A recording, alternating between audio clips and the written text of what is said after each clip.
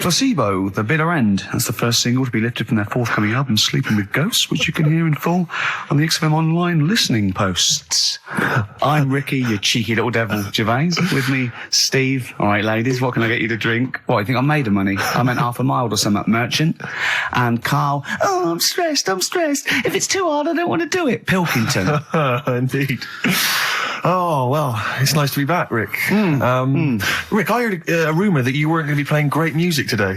I'm assuming that's wrong. It is wrong. This is what I mean about the grapevine and just Chinese whispers. I'm not having it. There's some great music coming up. Right. I heard that there was going to be some boring chat.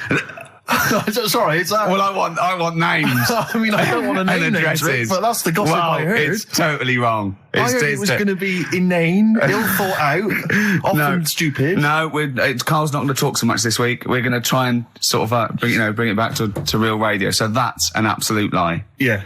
Great. Good. All right, Karl, had a good week? Yeah, not bad. Have you? Going on holiday now, aren't you? Well, I will be doing later. Tell you about that later on. What? There's a hook. Can I just check? Because there are rules in place, aren't there? Yeah. There was a big bust up in the week. I'm only allowed to wind him up. I'm not allowed to wind him up socially now. I'm not allowed to. What am I not allowed to do socially? I think squeezing the head. Okay. Socially, has been crossed off. Right, okay, and I agreed to that because it got to a head where, Karl was really upset and he was thinking of just giving it all in, weren't you? Yeah. Yeah. Why was that? Because you were just winding me up too much. Yeah. I mean, do you want to bring it all up again? I don't mind. What was I doing? It was just. I should say now that there was a conversation where we were all sort of really walking on eggshells. It was frosty. It was a conference call, and Karl was on one end. And I'll tell you, I was very much a media. I was very much a UN mediator. What do you think of that? It was difficult to sort of keep it serious when I'm saying stuff like, "I'm sick of you putting a Burger King bag on my head." Do you know what I mean? Yeah. There's a part of me that's like, I can't believe we're doing this. What I like about it is that I'm laughing and going, well, I won't do that anymore. And he's going, you can still do it on air. And like today, I came in, I went to squeeze it. He went at 1 o'clock. I love those rules. Yeah. I love those rules. Well, between the hours of 1 and 3 on a Saturday, you can squeeze his hair. You can put a Burger King back on his. I can't wait. It's terrible. Oh dear. That all started last week as well, really, because I got in a bit earlier to do an edit for you on some track that had swearing in it, right? Yeah. So I get in early, he comes in, first thing he does is go to sort of squeeze me head. And my reaction was, not now, do it later. As if it's all right to do it later. Yeah. So that's kind of what made me think this isn't normal. We should just point out, when we say squeezing your head, what exactly does that mean? I put my hand on the front. I do 2 experiments, right? Yeah. One is the side, because you can crush an egg sideways, so I think that's more dangerous. Right. And I actually put my elbows out, and I press like a vice, and I really go for it until it really hurts. And the front one it shouldn't hurt so much, if my experiment's right. I don't know. Well, it was all this that sort of, built up. Sure. And the research that you're doing there, Rick, is that going to be available online at some point? Well, that was the problem. That's what I was saying to him, because it kind of started last week. Well, it's been going on since we've known you. Yeah, really? Yeah, but I just upped it last week. It got out of hand a bit. I upped it to when I think it got to ahead on Thursday when I filmed it. That was it, yeah. That's right, yeah. I brought in the cameraman to film me torturing him. And there was some people from the 6th floor being shown round. Yeah, some management and that, showing probably clients round. Sort of, they've probably been on all the different floors, same what all the different radio stations do. This is XFM, the sort of this sort of noise going on. Yeah. You see them all look down and saying, don't do that, right? Sure.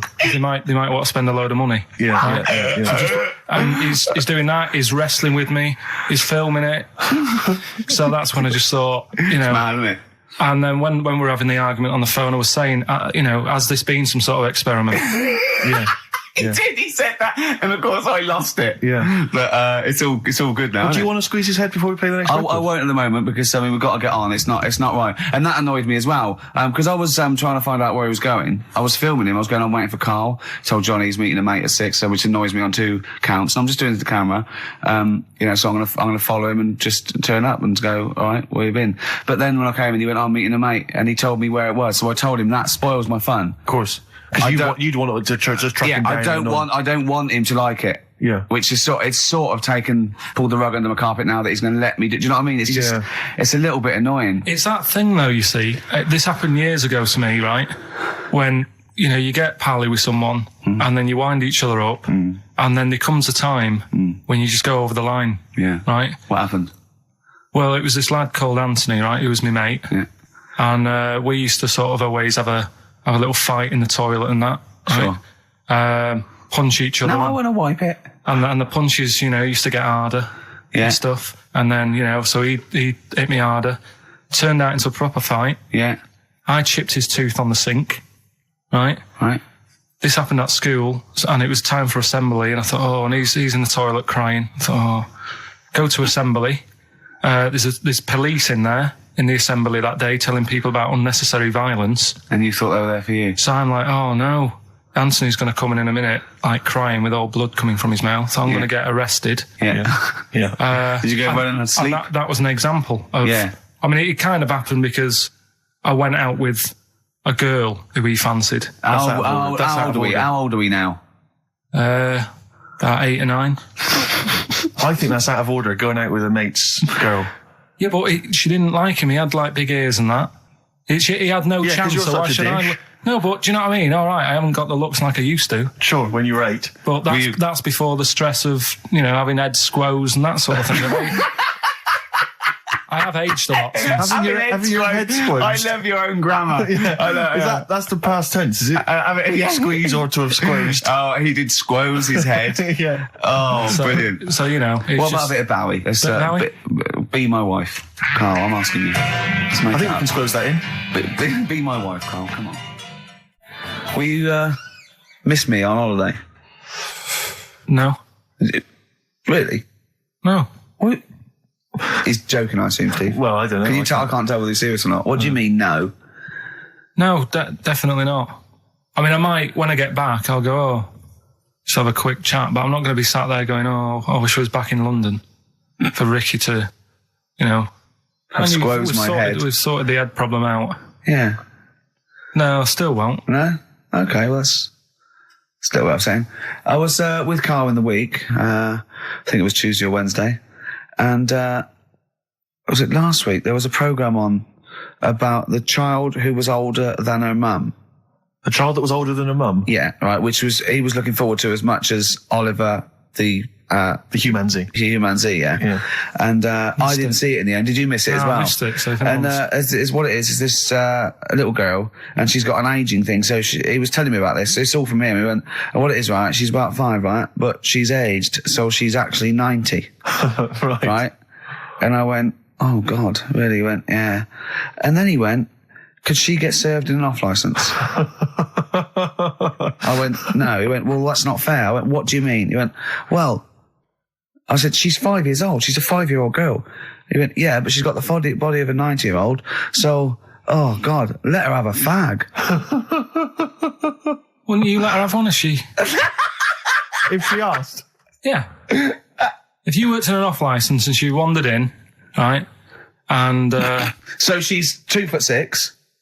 Well, I don't know because I haven't seen it. I don't know that much about it. Yeah, she's a 5-year-old. She's 2'6". It's just an ageing process, which is a degeneration of the cells, like what ageing is. It doesn't mean she grew into a 90-year-old woman with a scarf no, exactly. going around the streets. What did you imagine it looked like? I don't know. I mean, she's ageing fast, yeah? Yes, but it's more to do. It's not, yes, yeah. Because it was saying that her mum and dad are pretty stressed out about it, and I kind of thought, well, you'd be forever buying birthday presents. It's not like she's morphing through various ages. Like, my God, look, she's 58 today. 59, we can't keep up. Well, how's it's not that. It's not like it has the same effect as aging on the body. So at a cellular level, there's a degeneration as quick as if she'd gone through. I don't know. I got this from you. I'm guessing, Karl. It's not like she's watching Top of the Pops one week and she's loving it. Then the next week she's going, I can't understand what they're saying. It's not like music in one day. Dance. I remember. I remember when I was 4.5. They were real bands. Now that S Club 7 were excellent. Yeah. But what's this tripe? S Club. But if she wants a fag. She's 5 years old, Karl. But she's got to experience everything in a short spell of time. Do you know what I mean? You've got time to sort of... I think you're thinking of her life like that Fatboy Slim video, where it starts off as something crawling out of the sea and then it evolves really quickly over 3 minutes. I think that's not the case, Carl. Her mind she isn't aging in her mind at the same time. No, she's not living a whole life in 3 weeks. It's just her body is degenerating quicker than it should. So if you worked in odd bins, you wouldn't serve her with a bottle of wine? No, I probably wouldn't. Well... Unless she had some ID, which That's would a probably bit cruel, be fake. isn't it? I said, well, on that, and on top of all her other problems, he wouldn't even give her a glass of... Yeah, a bottle of wine. And her ID wouldn't look right because he's aging all the time. The photo would never match. Yeah. Look at my hair there. That was last week. Well, it was 2002. Exactly. Oh, we don't know enough about it, so... No, I haven't seen it, so, maybe we should apologise, because that could sound callous and cruel, because I don't know what the whole... It was just the title. The vibe of the... Yeah, I know the title that it was excited something you. like, I'm older than my mum. No, it's the child that's older than her mother. Well... Yeah. So that was weird. There was some good stuff on in the week. You missed that, did you? You didn't watch that? Didn't see that. Saw... Maybe someone have it on video for you? Yeah, if you taped it and, send it in. Watch it on fast forward, she'd really age then. Imagine that. Whoa! Well, we got some weird stuff to talk about, though. What? Coming up later. What? Derren Brown. Oh, yeah. That was interesting. I know the fact that we've just talked about him asking me nicely not to squeeze his head when people are around, and a girl who ages so quickly she should be served in odd bins, and he goes, but we've got some weird stuff coming up. That's Carl's world. Yeah. That's our song, isn't it, Karl? Leave all this misery behind, isn't it? Chewing breaks. Painkiller. That's what I could do. I could sort of give you a little local anaesthetic and squeeze your head and see how far it would go before... Style, I want to get back off holiday. Oh, dear. Rick, I was watching music television this morning just before I came out. I love it. I kind of agree with Wyclef Jean. Yeah. That just because she dances loco, it don't make her a hoe. No. But I can't help but feel she's not helping her case. I mean, she's there every night, basically, getting them out for the lads. I know. For money. Yeah. I mean, I don't mean that she's a hoe or a whore, as we say, but I can't help but think if you think people are slagging you off, calling you a whore, get a different job. Because I'll tell you this, you like the money. Yeah. She likes the easy money. I'll say this. If... basically exposing and sort of wobbling round your minge tits and arse doesn't make you a hoe. What does? I don't know what does. Look at Carl's head, just went down there, He doesn't like this sort of filth, do you? He's thinking about Maxine. That's Who's Maxine? That's her name. Put on your red shoes, Maxine. Oh, is it? Yeah. It's a moving song. What's the horse about at the end? Horse, I've never understood that. Is Wyclef doing all right? Is he? I'm always a bit concerned about the Fugees, because I heard Lauryn Hill's her new album's apparently not very good. Naz, or whatever his name is, I don't know what's happened to him. He's disappeared off the face of the earth. I've got a soft spot for him all. I think he popped up too much. I think it was a bit ubiquitous, jumping up on everyone's... he's a funny bloke as well. Wyclef. He's a lovely man. He's a good guy. Good luck to all the Fugees. if they're listening. Good luck to all the lads from the Fugees. Any other bands you're concerned about? Hepburn. What the hell? What has gone wrong with Hepburn? Oh, it does make me worry. Well, do you want to do give some stuff away? I suppose so, Carl. We could, yeah. Yeah, set it up, set it rolling. What is it? Which of your many competitions is this? Songs of phrase. Talking of competitions, I remember last week there was a big argument that Karl kicked Steve off the team because he was getting a little bit uppity and trying to take it over. Pub quiz, isn't it? Pub quiz, yeah. But then you let him back in, didn't you? Well, he was all right. He came to me afterwards and said, you're not going to kick me off, are you? And I said, well, yeah. He came back sort of, I suppose, begging. Was it embarrassing or...? Well, no, it's just, he learned his lesson. He realises he overstepped the mark, like you have this week. Yeah. Do you know what I mean? We've all learnt a lesson. Yeah, we've all learned a lesson. But I won the quiz, didn't I? And you didn't. Well, that doesn't matter. The thing is, I won all the money, didn't I? Please bear in mind it's taking part that counts, Rick. Yeah, sure. I wasn't winding you up in the quiz, though, was I? And all your team was older. Yeah. Well, what's that got to do with it? You've got a collective age, your team, of about 300. No, one of them was one of them was actually 5, but she just aged a lot. I think when I took the 11 plus, we were all around the same age. That's what I mean, right? Your team was a lot older. What was our average age, would you say? Average age probably 30. Right. Yours at least 41.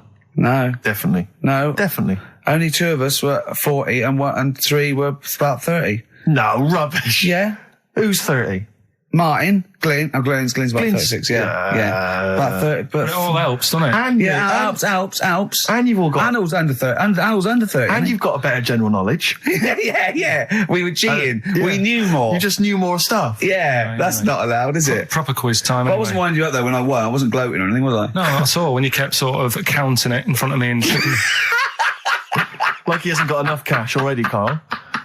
how much was it? How much was the prize? I can't say. It'd be gauche. Right. Is that tax-free, that money? Yeah, it's a prize, isn't it? Is that true, though? Is that how it works? I think so. Prize money, isn't it? I don't know. Well, Right, otherwise, I assume you'll be declaring that. Yeah, will we? Yeah, you'll be paying tax on that. Yeah. Because you know where people, the taxman could contact you via XFM at any time just to check that if you wanted to. Sure. Okay, prizes to give away this week. You've excelled yourself again. We've got, once again, Scotland Rocks, the very best of Scottish music, Texas Deacon Blue, Brilliant. and Jerry Rafferty. Proclaim's on there or not? Proclaim's there, don't worry. Delegate's on there as well, don't worry. Yeah. It's very Don't cool. worry. It's Biss on there. It's Biss on there. I'm just checking to see if Midge-Ure and Hugh and Gry feature, but they do, thankfully. I don't know. The Rosillos as well. Oh, and Gun. brilliant. That's great. So I look forward to Is that. Lulu on there or not? Oh, Is she not on there? I can't Is see she her, not on there? actually. Is she not on there? But the Wets, are the Wets on there? All the Wets or not? Fairground attraction. Brilliant. That's on there. So Is Wee Hootie McTooth on there? And is Jamboree? what's this? This is another arbitrary compilation called Strange and Beautiful. The Brilliant. X-List album, which is quite good. The new album by the White Stripes. The DVD Walking with Cavemen, that TV show that's on VHS. It's still got the price on there. On VHS, in case you haven't seen it. Fight Club and the best-selling book from Michael Moore's Stupid White Men. So actually some quite good prizes there, Carl. Not bad All at right, all. Carl, what's this competition? Right, Song's a Phrase. It's where I get a line that sort of is said a lot on the show or has been said quite a lot on the show. Yeah. Is this one Stop Squeezing Me Head? No? Oh, I could have done that. Yeah. But what we're doing is my favourite, The Elephant Man's my favourite film. Is that the phrase? Yeah, that's the phrase that we're looking at today. The Elephant Man's my favourite film. It is as well. It's his favourite film. I know. What is that again? So, 'cause it's funny and sad, and it's you know exactly what you're going to get. Yeah. They promise you an Elephant Man, that's exactly what you get. Yeah. It's good. Have you seen it, Steve? I have seen it. It is good, isn't it? Yeah. Do you remember at the beginning of the Elephant Think Man? of that. Having that as your favourite film of all the hundreds of amazing films. I mean, It's a good film and it's a moving film. Yeah. But I can't imagine it's a film I would watch endlessly again I and don't again. care about a bloke with an elephant's I head. watched a little bit of it again the other night. It's one of them that, just sort of reminds you. You know what annoys me when he goes, "I am not an animal." He is. Well, he speaks like one. And what doesn't And help? he's got And he looks funny, like one. I know, yeah. But it was a bit unfair because they never let him look in a mirror because he's a bit odd looking. It upset him. Yeah. So his hair was always a mess. And that made him look worse than he actually was. Yeah. But good film. Get it out if you haven't seen it. That's the phrase today. Do you know, I remember my friend introduced me to that film, and if you remember at the beginning there's a big montage because he is working in a zoo, isn't he? Or he's being kept in a zoo, and there's a sequence of various elephants, I think, actual elephants kind of rampaging, and it's just quite a sort of moody, atmospheric montage. Is he king of the elephants? Could he maul them? My friend said to me when we watched this, he said, what happens is he gets trampled on by some elephants, and that's what makes him look like an elephant. And I went, right. And I watched it, and I thought, that's not the case. And I tried to explain it to him, and he's, to this day, still convinced that the Elephant Man, it's like when Spider-Man was bitten by a radioactive spider. Yeah. It was his man, wasn't The it? Elephant Man. The power of an elephant. Was it his mum who got... He never forgets. Anyway. Be careful. Is it his man what? Wasn't it his mum who was pregnant and then they ran over her? And No, I don't think so. that's the impression I got from it. No. You are joking, aren't you? No. I thought, I honestly... Anyway, right, so the phrase is, my favourite film's The Elephant Man. Oh, well, wait a minute. There's 5 songs make up that sentence. Yeah. Right, this week.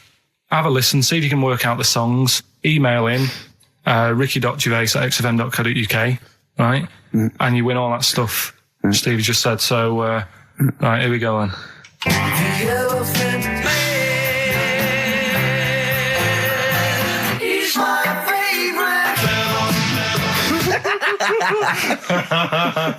That was nicely done. Genius. All right. Let's hear it again. Here we go.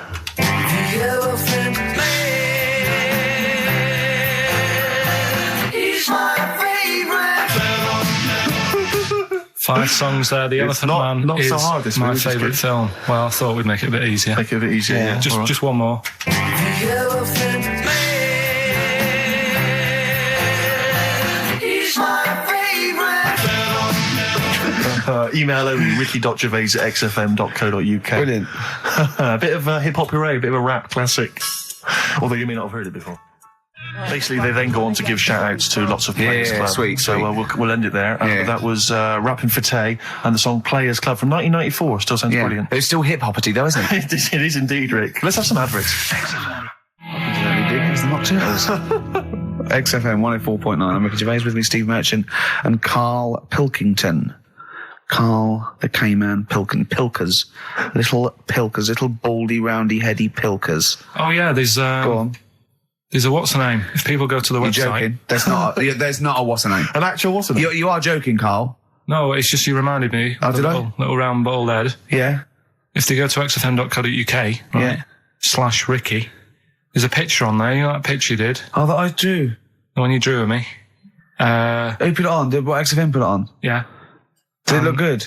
Uh, Can you get into it? Can I I'll have have a look. Yeah, I'll have a look during the What next is it? xfm.co.uk. /Ricky. Right. And there's that little picture and people can sort of put bids in and the money goes to, Me, I charity. assume, as I drew it. No, it's for some charity thing, so... Because I've read something that I think there's been a bid of at least £50, which is pretty No, impressive. there I swear hasn't. to God, I just saw it earlier. I deleted it because I thought someone was winding us up. You deleted it? Well, I didn't know, did I? I didn't realize, you didn't keep me informed. Well, it just... Oh... He's a buffoon, Karl, isn't he? I think you're an idiot, but sometimes... Oh... Yeah. Yeah. Well, And I'm just going to life's check. cruel. Just going to check the power list. Top 100 most important people in radio. What's this list? Oh, it's just the most important people in radio. Oh, 56, Ricky Gervais. That's annoying. 56. Let me see. So there's 55 more important people than me. I love the fact there that I've beaten David Mansfield, who's the controller of Capital. Yeah. Arbitrary. The Radio Academy Power List Top 100. Ah. And you're what, number 56? Yeah. Ricky Gervais, XFM. I noticed we're not mentioned, Karl. What's your thoughts on that? You know. A little stinging that. I'd have thought, considering the amount of work you put into this show. Don't Hey? get me started. Are you on here elsewhere, Karl? No. Too busy. Chris Moyles is number 96. Oh, that's good. That's good news, isn't it? He'll be off the list by next year, I hope. so What is funny, weird, aren't they? Steve? Go on. Right. Who's number one? Number 1 is Phil Roberts. I don't know who that is. Right. Wouldn't you think that Marconi would have got a mention? Marconi. Now, what station's he on? Weird. That's the point, because I got one in television and you thought John Logie Baird would have got a mention. Yeah, exactly. That's Yeah. great, although it's not ever, is it? Again, I'll slip out of that by next year, I'd have thought. Yeah. Oh, dear. Just checking to see. Oh yeah, Dr. Fox. Good, he's on there at number 39. I'm assuming his medical qualifications have also put him in the- that sneaks you up the list, yeah. Yeah. Typical. Pete Waterman, yeah, at number 35. That makes sense. Important guy. Can we just give them the website so they can read this at their leisure? Because this really isn't radio, is it? Right, well, xfm.co.uk. No, that website, if they want to see the most... Oh, I don't know where it is. I'm just saying sorry. xfm.co.uk /Ricky if you want to see that picture. And whoever bidded 50 quid, if you can send the email again. Bid, whoever bid. Whoever bidded. Yeah. We should start picking you up on your grammar. I mean, we're hardly ones to speak, but, you know. I squoosed. I tell you what, I listened back to... Karl was worried about last week's show because he said there was too much screaming and shouting and just nonsense and eating burgers. It was a and bit stuff. like It's a Knockout last week, wasn't it? No, yeah. And I listened back to it, and it was without doubt the most appalling piece of radio I have ever heard in my life. Really? I didn't know what I was saying. I was not finishing set. So, eat it! And he's going, oh, Joe, and you're going, Karl, they're eating a hamburger. It was bizarre. Just half an hour. If anyone didn't know us, or I'd never heard of us, I was just like going, Heart 104, XFM 104, listen to this. Eat the burger, eat the biscuit, come out as many. No! It was absolute, honestly, it was like a mental ward. It was, To be fair, though, at the best of times, you sound like you're selling the Evening Standard.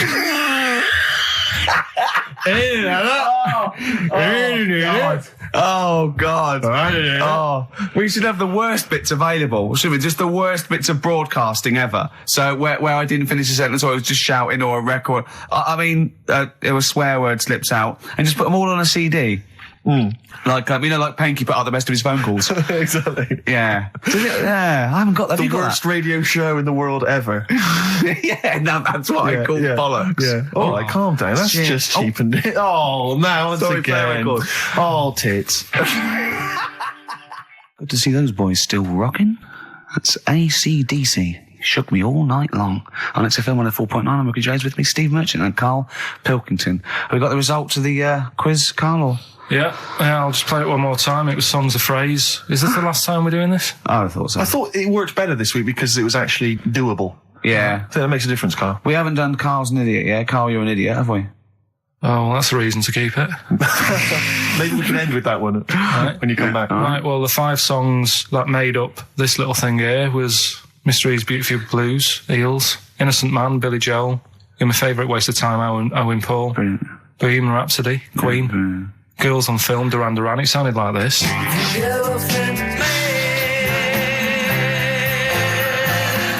my favorite. The Elephant Man is my favourite film. Hang on, was Bohemian Rhapsody in there? Yeah, it is. It Is this the... Oh, right, yeah. Right. Well, we're going to give that to Piley. He just calls himself Piley. Ian Pyle. Good work, Piley. What's happened to Anders? Well, I was just going to say, actually, we've not had correspondence from Richard Dickie Anders for some time. The Dickmeister Yeah, General I with know. his naughty, insulting ways. Yeah, Anderson used to email regularly. if you're Anders, listening. get on your computer. Get in touch, mate. What Just do you tell us think of it? the show. Oh, hold on, though. To be fair, he was listening when we were pretty shoddy. Isn't that If true? he's listened to the last 3 weeks, I think we're owed a little apology from you, Dickster. Exactly. Absolutely. Listen, Piley, we want to send you all those goodies, including Scottish rock, but we don't have your address, so email in your address and we can send it off to you. All right? Yeah. More adverts? Yeah. Bit of Snoop. Beautiful XFM 104.9. Gervais, Merchant, Pilkington. Karl had a treat in the week, didn't he? He couldn't believe his luck. We know Derren Brown. You know Derren Brown, the sort of magician, mind reader fella. It's more special than that. Well, called me up in town, said, do you mind if we bring along Karl? He went, pleasure. Karl's very cynical, saying, well, he won't get into my head. Yep.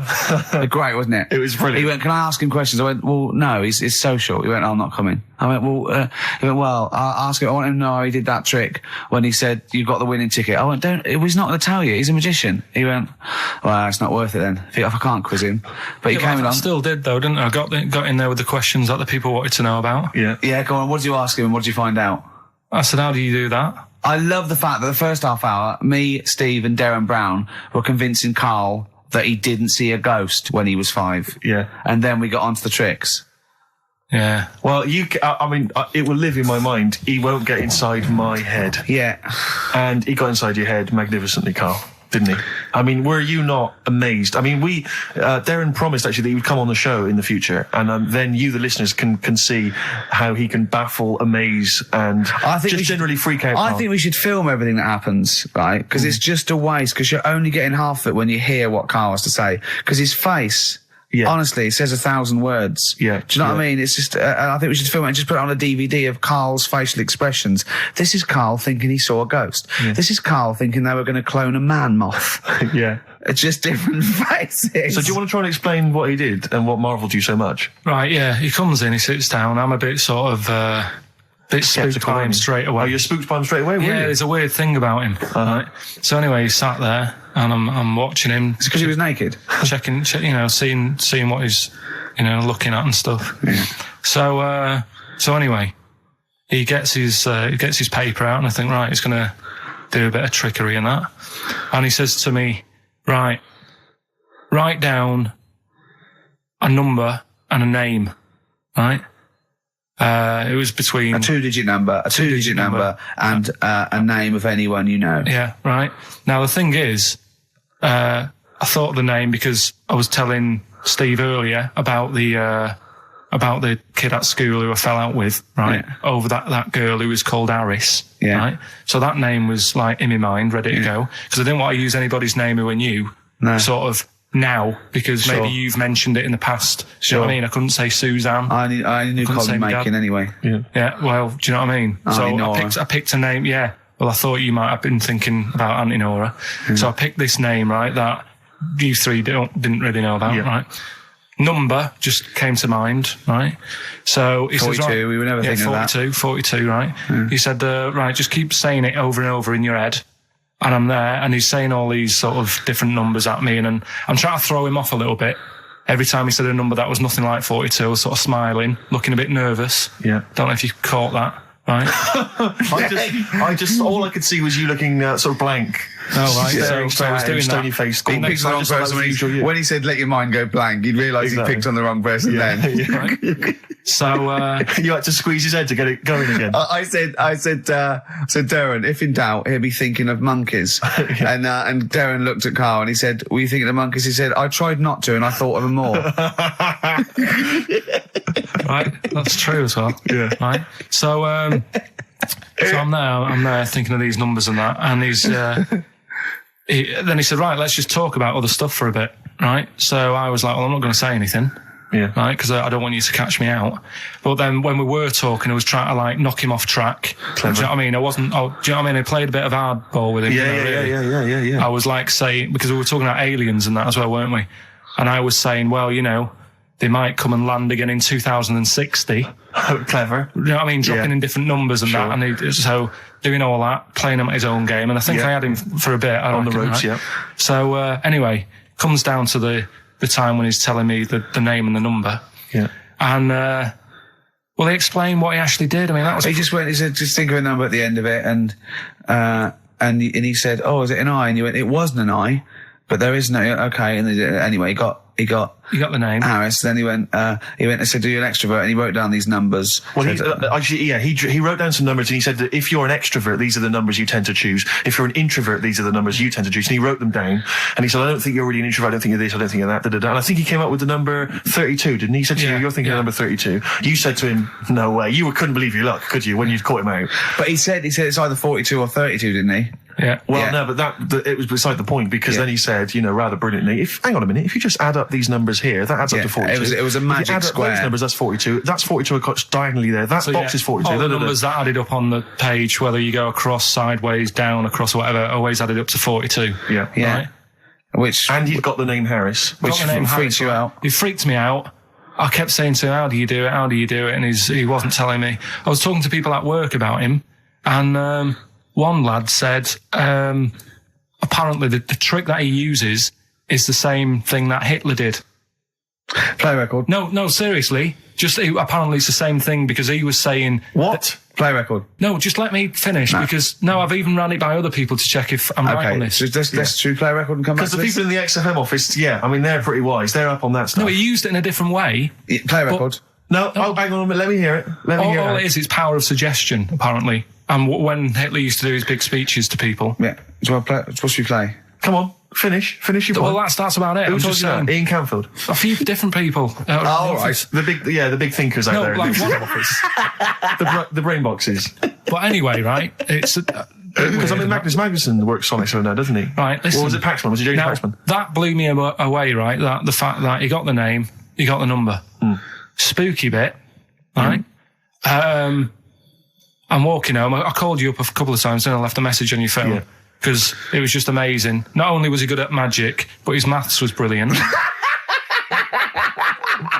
No, well, that thing adding up to 42 was like, how did he do that? I mean, we didn't even make a big deal out of that. He said that to me. He said, Karl Vorderman's got is the maths. Do you know what I mean? Imagine him on Countdown. Yeah.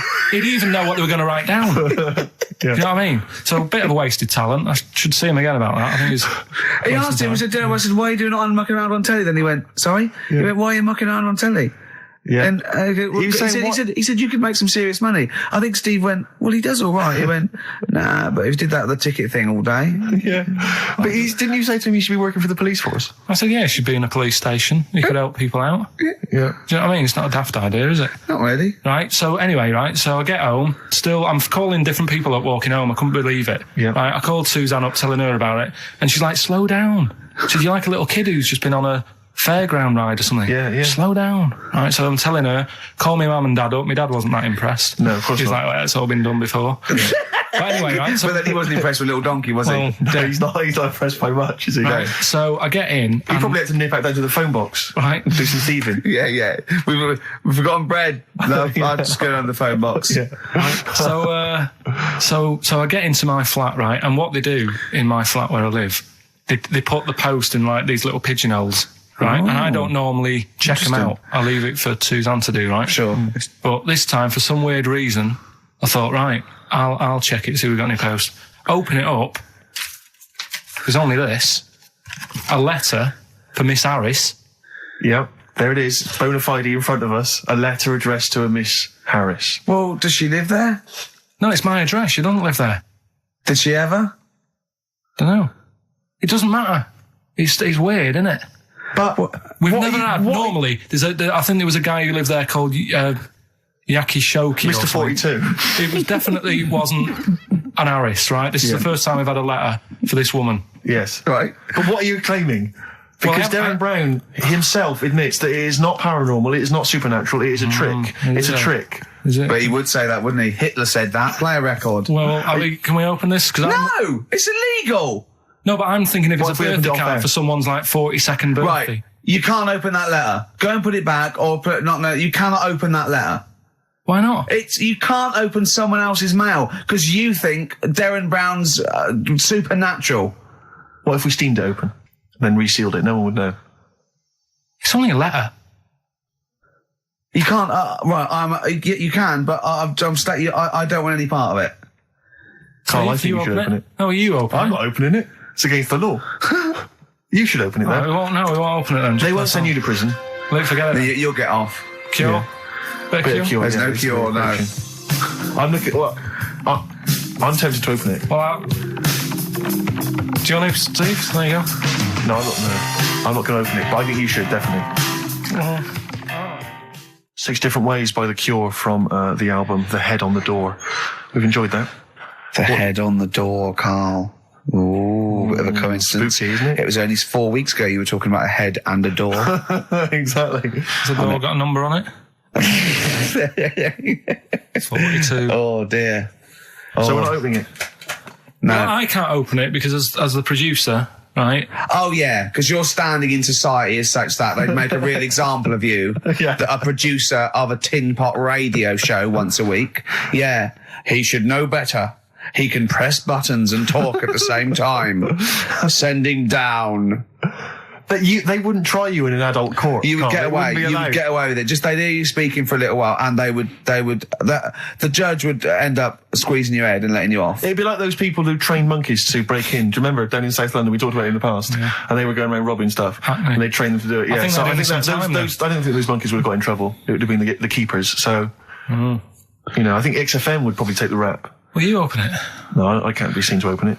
No, he's I'm a an writer award-winner. director. Exactly. So am I. I can't be seen to open I'll it. give it here then. Right, I'm having no part of this. That's against the law, but Right, I'm having no part of it. open it. Come on, you've started now. Right. The thing is, right, if it's important, we can say maybe she's listening. But do you need the stress? What it could be anything. What are you going to say? We're going to say, oh, and if you are listening, Mrs. Harris, you have got gonorrhea. Call the clinic. Do you know what I mean? It could be anything. Oh dear. Oh well, I think my talk did well. Well, what is it? Is the number 42 on there? What is it? Can you say? Be careful. What? Let me see what it is. What is it?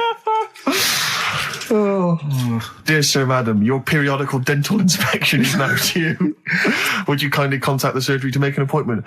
Harris, Mrs. Harris, if you're listening, your periodical dental inspection is now due. You might want to contact the but the dental surgeon that you normally go to. she could have a faulty tooth. 42. 42. 42. I don't believe it. 42. 42. Oh my God. God, that Derren's good. isn't he? Derren Brown's good, isn't it? Oh, dear. That's some blur then. Carl, is that really 7.5 years old? Blur. The Universal. All right? On Wise XFM. words there. Yeah. Just made me think. Sure. Carl, I asked you in the week, didn't I? How old was that kid when that was out? She wasn't born. So she was about 30.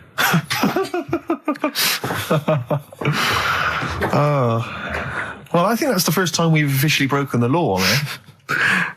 What? I don't think we've broken the law before on air. Be all right with the dentist appointment. Well, we haven't broken the law, Steve. He has. You're right. Yeah, we're fine. And he should know better. He's the top producer of a tin pot radio station.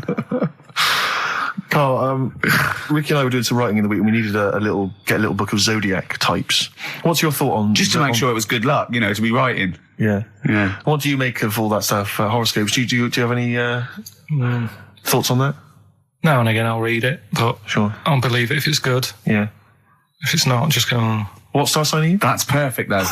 That's their raison d'etre. That is, those people who do zodiacs exist on that piece of philosophy. Yeah. I'll believe it if it's good. Exactly. And that's why when you have breakdowns, people don't go, you're a nasty little piece of work, you're a pug ugly little twat, and you'll never amount to anything. It's things like, you're probably too generous for your own good. Yeah. You like to keep people at a distance, but you like to love. You're a warm person. It's always stuff like that, isn't it? People go, I suppose I am too good. Yeah. That is me all over. Yeah. Do you know what I mean? You're a creative person. Yeah. Who thinks they're not a creative person? Exactly. You've got a wonderful sense of humour. Exactly. Yeah. What star sign are you? Mine changes. I'm on the edge. Oh, Right. God. Okay. He even makes that complicated. Of course. He even makes twaddle complicated. No, I'm just, it changes depending what paper you read. Yeah. All right. In theory, what would 23rd you? of September. So I think most of the time I'm a Virgo, I think. Oh. Well, I'll tell you. Write that down, listeners. 23rd of September, and come round and give him the bumps.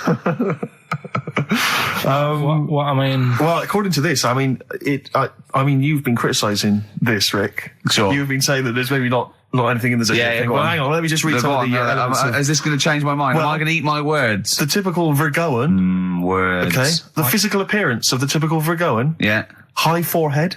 That's not true. Cranium may seem too big in comparison with the face. Look at Karl. But how specific is Has an that? extremely large forehead. Has a high hairline. That's not true, though, is it? May be quite tall. What are the blokes like? Often has one foot turned in more than the other. They've just described Rain Man. What is that? How can I be specific? Well, that's why it sounds like Karl. One foot turned in. Yeah. Oh. Well, have they even bothered doing one for you? Because there isn't many people who... Hang on a minute.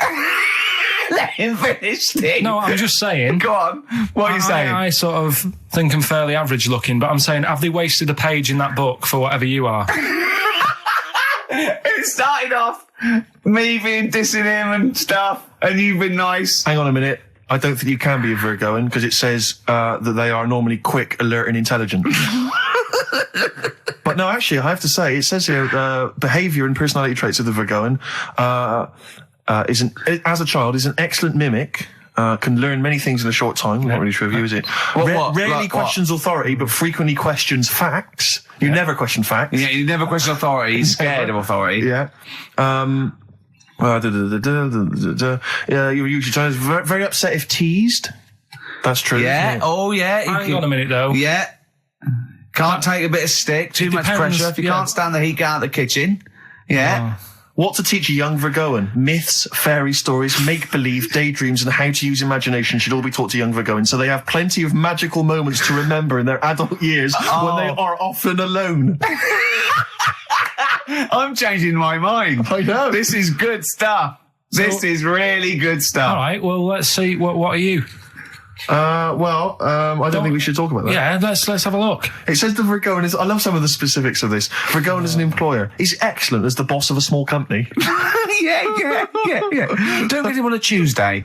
He's probably stamp collecting then. Yeah. Come on, He loves a Steve. bit of haddock. Okay, let me look at mine. Oh, that is good though, Carl, isn't it? That is you all over. I've changed my mind. It's brilliant. It's a real science. They've really put their work in with this one. Let me see. Sagittarius, Sarah Jones. Sagittarian is a happy, playful little clown. Little. Greets everyone. Oh, dear. Yeah. Let me see. Sagittarius. He's only going to read the good bits, though, isn't he? Yeah, exactly. If that's it, what can it say? Have they done yours in sort of small print because you've got special eyes? I don't know what that insult is, Carl. What kind of an insult is that? Well, you know. He's happy with that. Look at his face. He's done me. Oh, dear. Back together. Little baby bird. On XFM 104.9. Gervais, Merchant, Pilkington. Gervais, you're Cancer, is that right? Yeah. Just looking you up in the little zodiac book. Sure. Again, I've really changed my view. I used to dismiss these out of hand, Oh, here we but go. these are bang on about Go you. on. May have remarkable teeth, perhaps prominent, irregular, or in some way unusual. You Yeah. have got quite strange teeth. Who doesn't know when they're English? Even if slim, may appear broad or plump. Maybe plump or tend to put on weight very easily. Yeah. Correct. Yeah. Behaviour and personality traits. Loves delicious food and drinks, but almost always dribbles even when past babyhood. How specific is that? It's true of you, though. You know what that is, You though, can don't barely keep you know it what that in is, your mouth. don't You you? can barely keep it Because in I your was mouth. born at a certain time of year. Exactly. And that's what happens. I I tend to dribble. Yeah, well, no, that is fair enough. I think it starts to fall apart, though. Why? When it says, Intelligent, handsome. no, it just says, takes work seriously and does not like frivolity. I mean, a man who spends most of his time squeezing people's heads and struggling them to the floor. Yeah, maybe it's not. I did squeeze his head. I squeezed his You head did squeeze his head. many times. Although it does say that it says about your loves and hates, your likes and dislikes. You apparently like anyone who loves his or her mother. It's so specific. Oh, dear. What Well, about there you go. vulgars? Let's have some adverts. Please. Hoo, it won't do. Listen to the Gallagher Boys and stop crying your heart out on XFM 104.9. No need to. It's monkey news. So that is the time. Time for monkey news. Can we have the jingle? Oh, chimpanzee that monkey news. I love the jingle. Right, well, Can we play that jingle once more? Yeah. let me cue it up. So, chimpanzee that monkey news. Oh, it's brilliant. Got a lot to live up to now. I'll be honest with you, often that jingle is more fun than the monkey news. Wow. So you got to excel yourself this week. Well, it's there's been a lot going on. In the monkey world. Yeah, I was looking at the Guinness Book of Records that we bought last week. What you bought? What that I bought. Is it still wet? I was cleaning the tea off it. I was having a little read through, and there was some monkey stuff in there. There was this isn't the actual story. I'm just telling you what it's like looking up monkey news all week. It's like behind the scenes. It's like the making of Monkey News, which is actually available on DVD. Exactly. It's 12 minutes unseen footage, just the making of Monkey News, which is my favourite bit in a way. If you enjoy Monkey News, see how it happens. See, from conception to It's all put together. yeah. Go on. Yeah. What's a typical Monkey News day? Well, there was some stuff about a monkey in the Guinness Book of Records. I think it had the record for asking for a cup of coffee in 23 different ways. I don't know what to say. Oh. That's good.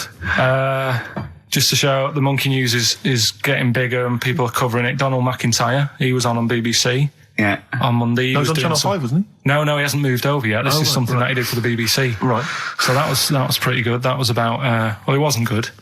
It was pretty sad, really. What? He was doing these things. Like last week we were doing Cheap as Chimps, Yeah. and someone emailed in saying, Donald McIntyre's doing Cheap as Chimps. Really? And it was about... I bet he wasn't. I bet Donald McIntyre did not do a program they called didn't Cheap as use that Chimps. title. No. But you could tell where they'd got the format from. Sure. You know what I mean? Sure. And it was about gorillas and how much you can get one for. But the problem was, because they're that pricey, they were sort of... I mean, I don't even want... It's depressing, If it's actually. cool, then don't. Yeah, forget it. Yeah, it was a bit... Okay. I mean, should I just say in the making of Monkey News and Cheap as Chimps, not anyone knows harmed. There's no monkeys. No. Go on. All right. Well, anyway, today's story was emailed in. So you didn't even do anything towards it. So when you say I've been working on Monkey News, what you printed that out? So is the making of monkey news you checking your email? Well, no, Brilliant. I'm always looking at different options at, how much is going on. This is what makes me laugh when he says he's really busy. Yeah. I'm doing other stuff and that. I'm doing other stuff. People are sending in monkey news. Yeah. Yeah. You get an email. Is it check from it out. Reuters? Well, listen, it's from Steve. Okay. Right? Now, what it is this monkey, right? Yeah. Don't know where it was. Mm-hmm. But there's a bit before the monkey anyway, right? Jeez. No, listen. Shoot me. Right? It's a bank. There's this bank, right? Busy bank. Normal day, everything's going normal, right? Busy bank, people going in, doing what they do, seeing about mortgages and stuff. Yeah. Everything's normal. Everyone's happy, right? Yeah. So anyway, it's quite busy one day. Fella comes in with a gun and a balaclava on. Up to no good. Right, I'll tell you now, Carl.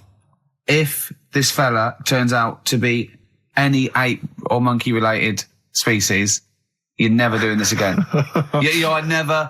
So just, if you want to finish it, it's at your own risk. But if this fella who robbed the bank turns out to be a chimpanzee, that's the end of monkey news. All right. Okay, let's hear the end. It's a lovely day in a lovely bank. Everyone's happy. Everything's normal. The man comes in the balaclava. Man comes in. Is it a man? Starts waving a gun around. Shut up, Rick. Let him finish the story. Starts waving a gun around. Yeah. Right? Up to no good. So everyone's thinking, oh, God, wish you didn't come in here. It's not going to be a good day. How tall is the man? Shut up. Let's hear it. Everything, oh, God. He's telling everyone to get down on the floor. Yep. In Everyone's what, in thinking, English? In English? Yeah. In English? So. Yeah. So everyone's panicking. Everyone's getting on the floor thinking, this is it. This is, it's all over. Yeah. Just when you think, it's all bad news. Yeah. It's all bad news. Doors swing open. Little monkey wanders in. God, it's worse. Shut up, Rick. Little monkey wanders in, right? The robber's like, what's going on here? He's telling it to get down on the floor. I don't think it was taking any notice. No, right? it was just busy asking for coffee. It runs in. I don't know if it was going to withdraw or deposit or whatever. It wanders in, right? Goes up to the robber. Where did it come from? Shut up. Will you let him finish the story and then ask questions? That's only fair. Okay. Wanders in. Runs up to the fellow with the gun. Takes the gun and the bag of money off him. Everyone's like, yay, we've been saved. Then the monkey starts backing out with the gun and the money. Shut up. Sit down and I'm not having this. And Here's the end of the story. It does a runner with the money and the gun. No one's seen it since. You are an idiot. I mean, you have said some stupid things in your time. What are you talking about? It's a story that happened. No! What are you talking about? What do you mean it backed out? It came in, was it an accomplice? Was it an opportunist monkey robbery? What are you talking? Think, Carl. Think. I know it's mad. That's the idea of monkey news. We're telling people how monkeys are pretty, they're mental. They're up to no good. What do you think? They've never seen the monkey since. What, did he have a getaway car waiting? Did he swing his way to freedom? Where was this? There's no details. Don't talk rubbish. Well, Steve emailed it in. He's got it off the net. And the funny thing is, Can I see it? Have you got the information there? Yeah, the funny thing is, it wasn't just him who sent it. I had that a couple of times. So a few people obviously read the story and said, that'll be good for monkey news. It doesn't say anymore. It doesn't say if he went off to Spain. It doesn't say, if he's on Crime Watch. Yeah. It doesn't say any of that. It's just saying that's what he did. That's the story. And that's what monkey news is about. I've heard that they're making a movie version with Phil Collins. So I look forward to that and Julie Waters. So that's this week's monkey news. If you've got any, if anything's no, happening don't bother. in your town. That's the end. No, that is the end. That's the end of monkey news. No more monkey news. This is bit of Queen. It says it here in this email, Rick. It's got to be true. Right. 7 Seas of Rye. That's for you, Carl, because you're going on holiday. Do like to be beside 7 Seas of Rye by Queen. Rick, we've had an email from number one fan, Richard Anderson. Oh, excellent. I'm opening it. I haven't read it. He's loving it, isn't he? What does he say? Well. What? Well. He likes it. He's... From Richard Anderson. It pains me to admit it, but your show is no longer appalling. Go on. Congratulations on being only slightly rubbish. Excellent. Hey, Cheers. we're winning him round. Yeah. I'll tell you what he'd love, though. I know what he's a big fan of. Well, adverts. Yeah. Nice to do that one again.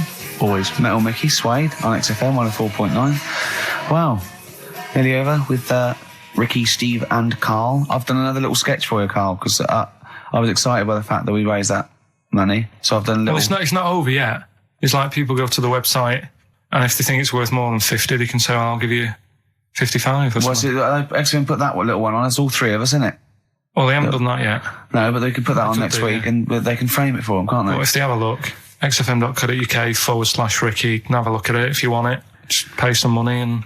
Now, it'd be worth a bit of money, won't it, in a few years, when we're all dead. Mm-hmm. Now, listen, Carl, you're going on holiday. You need a little rest, don't you? Yeah.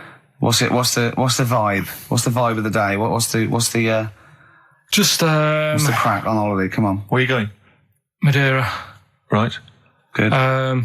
It's for Suzanne's dad, right? My girlfriend's dad. He's 60, so... Yeah, she's that's the taking- average age in Madeira. Checking... is it? It's good. It's quite done quite, yeah.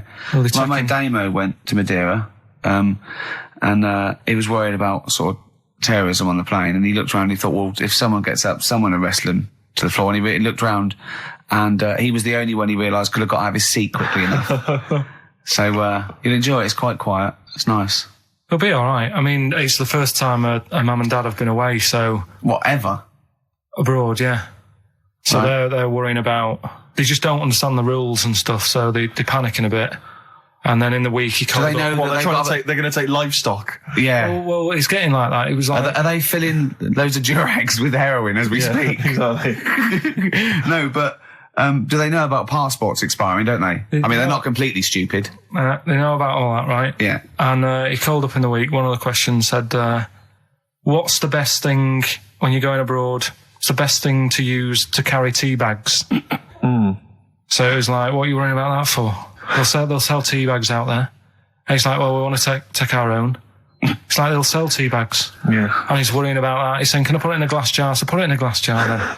He's saying, oh, I'll bubble wrap it. So he's bubble wrapping a tea thing. It's just, I mean, it is annoying me a bit because it's meant to be a week off from you annoying me, and already he's niggling me.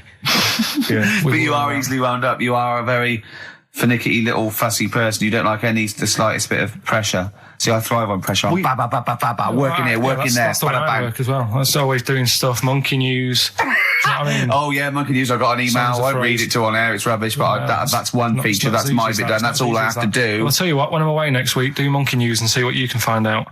All right? Oh, there's a challenge. Oh, See what you can do. Yeah. I've already told them about the Guinness Book of Records one, so you can't use that. right. We're going to find the best monkey news ever, Carl. Wow. What was it you said to me about... Because, I mean, the thing is that you don't really like people, do you? That's the truth of it. People annoy you, don't they? They wind you up. Yeah. What was it you said to me about friends? You don't... He doesn't like friends. He doesn't like- he doesn't friends. he doesn't want any more friends. He doesn't want any friends. Is it because one day they'll ask me to help him change a tyre? Yeah. What was it you... No, what it's was always your- hassle. Well, The tyre he sits and swings on in Yeah, his back garden, he exactly. means. it's just... They call up, they ask for stuff, they want favours doing. Yeah, they want a pint, they want to chat to you because they like you. I know they're a pain in the arse. I'll tell you what, Carl, you're better off without them, mate. Although, to be fair, Rick, friends like you... Yeah. You're not judging them on me, are you? You're not judging all You know possible not all friends friends on are me. like him. Just they do sort of, you know. You know, some friends will never touch you around the head Oh, or I nether want to see you regions. for a week, am I? Oh, you should should get a do you decent want to get a little squeeze squeeze in? I am going to get a little squeezing. Can I come around there and squeeze you? Squeeze him in now. We should play the last Brilliant. tune. Hurry up squeeze it. while we go to ads, and that's it, really. Is that it? We've got no Yeah. time for records. That's a shame. We'll have a quick squeeze. A quick squeeze. Well, that's like a Benny Hill slap there on the Yeah, front. all right, that's enough of that. Right. Okay. I'm not squeeze it. All right, Oh, that's it. excellent. Will that See you do you later. for a week? Yeah. All right. See you next week. See you later. See you, Rick. Have a good holiday. All right. Badly Drawn Boy on XFM 104.9. I'm Ricky Gervais, with me Steve Merchant and Karl Pilkington. I'll tell you what, the Stoney's then. Oh. This Thursday at the Grosvenor House Hotel. Yeah. Everyone in Radio's Anyone has entered their show in different categories saying, they get it down to, Winners this year included the brilliant Dominic Mohan, former showbiz editor of The Sun. lots of people won. Lots of people won gold. Lots of people won silver.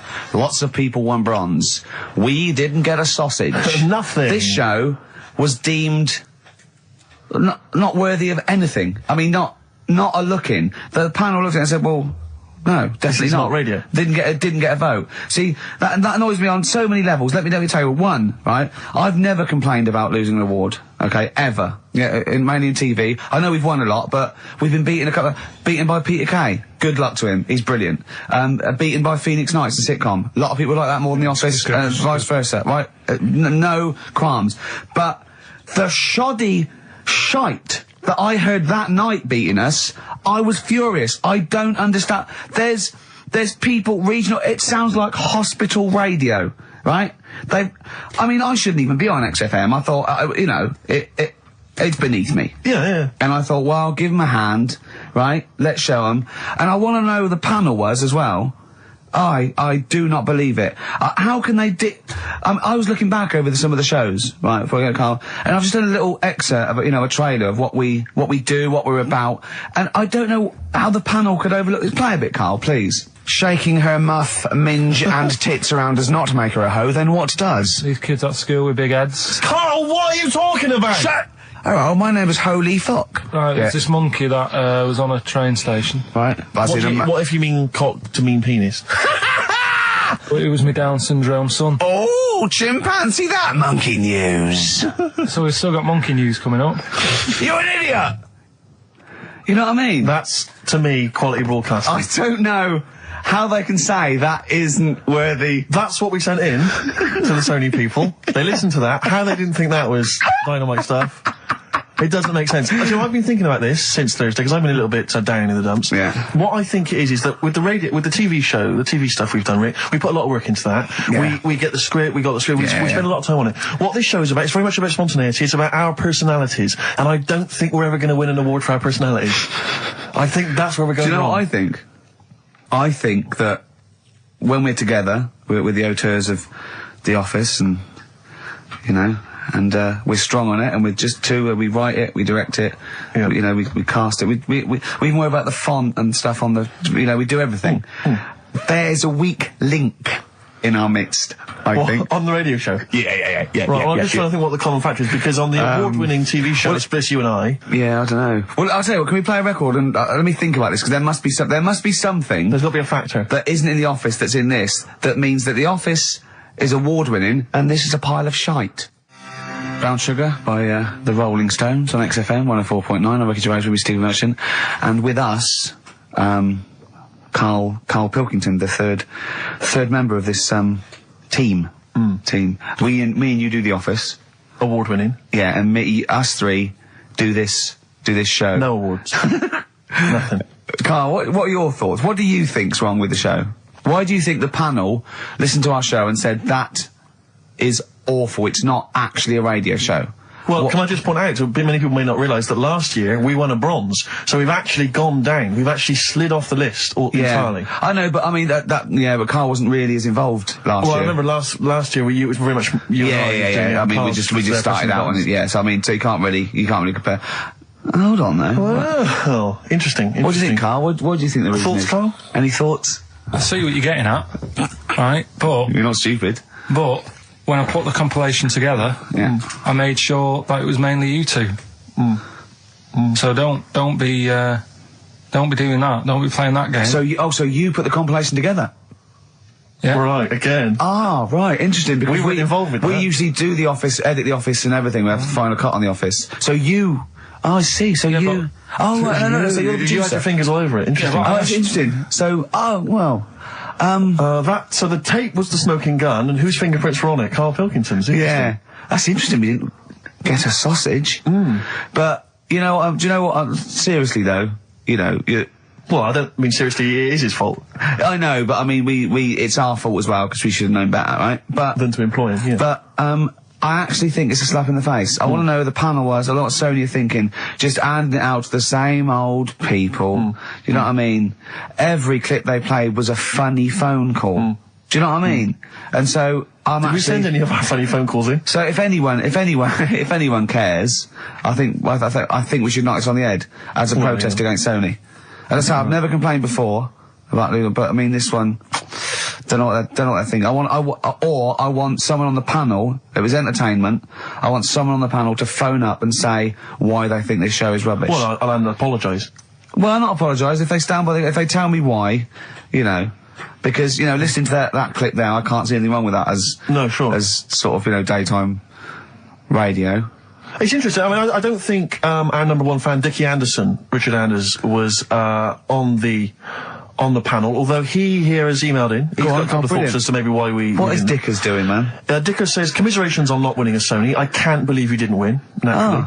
I mean, apart from your show's obvious lack of quality and effort, having a monkey for a producer, offering the biggest load of tat as competition prizes, saying hairy Chinese kid 48 times every show, Rockbusters, not bothering to turn up for weeks on end, only having 3 listeners, introducing the comedy characters Camp David, Harry Fook, which I think he spelt wrong there, Stephen Merchant. I'm not a character.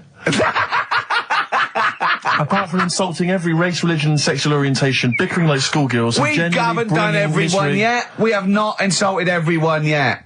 There's loads to go. Despite the fact you generally bring misery into the lives of anyone who listens, I thought you were surefire winners. Better luck next year. Well, I mean, a couple of constructive, criticisms there, but generally, I still can't nail it. Was he on the panel? Well, I don't think so. Well, he's a fan, so... Yeah. Well, no, he's clearly a fan. I mean, he obviously loves the show. He has hit the nail on the head. Oh. Which... Yeah. But, what should we do? Should we give up or should we try harder? That's always my dilemma in life. Sure, yeah. I mean, I've always gone for the first one. Give up? Yeah, why bother? Yeah. If they can't see, just give us the award. Yeah. And then worry about it later and we won't let them down. Yeah. Now they've got blood on their hands. Mm. We're gonna... Yeah. What should we do? To give a couple of months notice? I think so. Okay, well, there you go. I mean, seriously, I think... I'm being serious. I'm not being wacky now. We haven't told Andrew, but... I think we've won our course with this show. Yeah. So let's... Okay, we'll give it a month, and it's because the Sonys didn't give us anything. Play a record. Yeah. There you go. You got to do a bit longer than that. No, we haven't. Got to give a month's notice. No, you got to work till about September if you're going to... No, we haven't. No, we give a month's notice. Whatever they give the money back, something like. Well, you give your money back. Yeah, I know. What are you going to spend your 80 quid on? True. By the way, Red Hot Chili Peppers on XFM 104.9. So, a few more shows. And I hope Sony are happy. They should encourage... we've only been radio, a couple of years. Exactly. Trying. You encourage young talent like you. Yeah. Instead of giving it to Radio 1 and Radio 2 and... The old war horses. We just had a quick email. I wonder if you could answer this. It's James from NW1. He says, Ricky, is Karl going to be on this week's show? Please let me know, as I may listen if he's not. Sadly, he is here. I mean, people are already turning against you, Karl, because they've seen what's happened. Yeah. I think they've probably realised that I think we gave you too much. I think we've got a spoiled sort of kid in our hands. It's sort of like, we knew how bad he was, but we were trying to sort of bring him out of his shell a little bit. Yeah. You got to encourage sort of, children like Karl. Well, yeah, exactly. Sort of fend for themselves. But I like the fact that Dickie Anderson had that wonderful rant. It was an articulate email. It was quite long, and he must have typed it immediately. I'm thinking, because he's a fan of the show and he thinks I'm a genius, we need a PA. Sure. Don't we? Yeah. Do you reckon he'd come and work for us? Well, he can't be any worse than what we've already got. I know. So there you go. Then we're giving up radio. We're going to concentrate on television. Karl's going to probably go back to just doing your sound. It's the thing I won a silver for at the Sonys. Funny that, isn't it? Oh, you won a silver, did you? I got a silver, yeah. Oh, yeah, what was that for? doing the proper job that I do here in the week. No, there's 2 of you for a start. Yeah. Well, there's 3 of us. Can't even get a bronze. Now, who's the weak link? Right? Well, bit weird, isn't it? Let's not argue. We haven't got many shows to do. To be fair though, this show is I think it's more to do with the fact that you taltalk on this show that has brought us down. Right, I haven't said anything hardly today. No, well, this is an award-winning show potentially. We'll add this one in for next year. If you could just keep stum, we might have a chance. All right. Well, coming up, right? Let's put it behind us. Okay. Let's draw a line under it. We had a meeting yesterday. We thought we better, for the last few shows, plan it a little bit. And me and Steve came up with a great idea. We're going to offer Karl money to do stuff. Yes. That's the quality of the ideas on this. Yeah. And I brought some money in, little stuff, because we had him showering with our mate Johnny for £1,000 yesterday. Yeah, we just got into a discussion, and then one of us suggested that how much would it cost us to pay you, Karl, to have a shower with another man? And there's nothing going on. No, there's nothing going on. You're just in a shower, normal shower. You're just washing each other, not each other, just yourselves. You're just having a chat. Yeah, right, washing yourselves, having a shower. Yeah.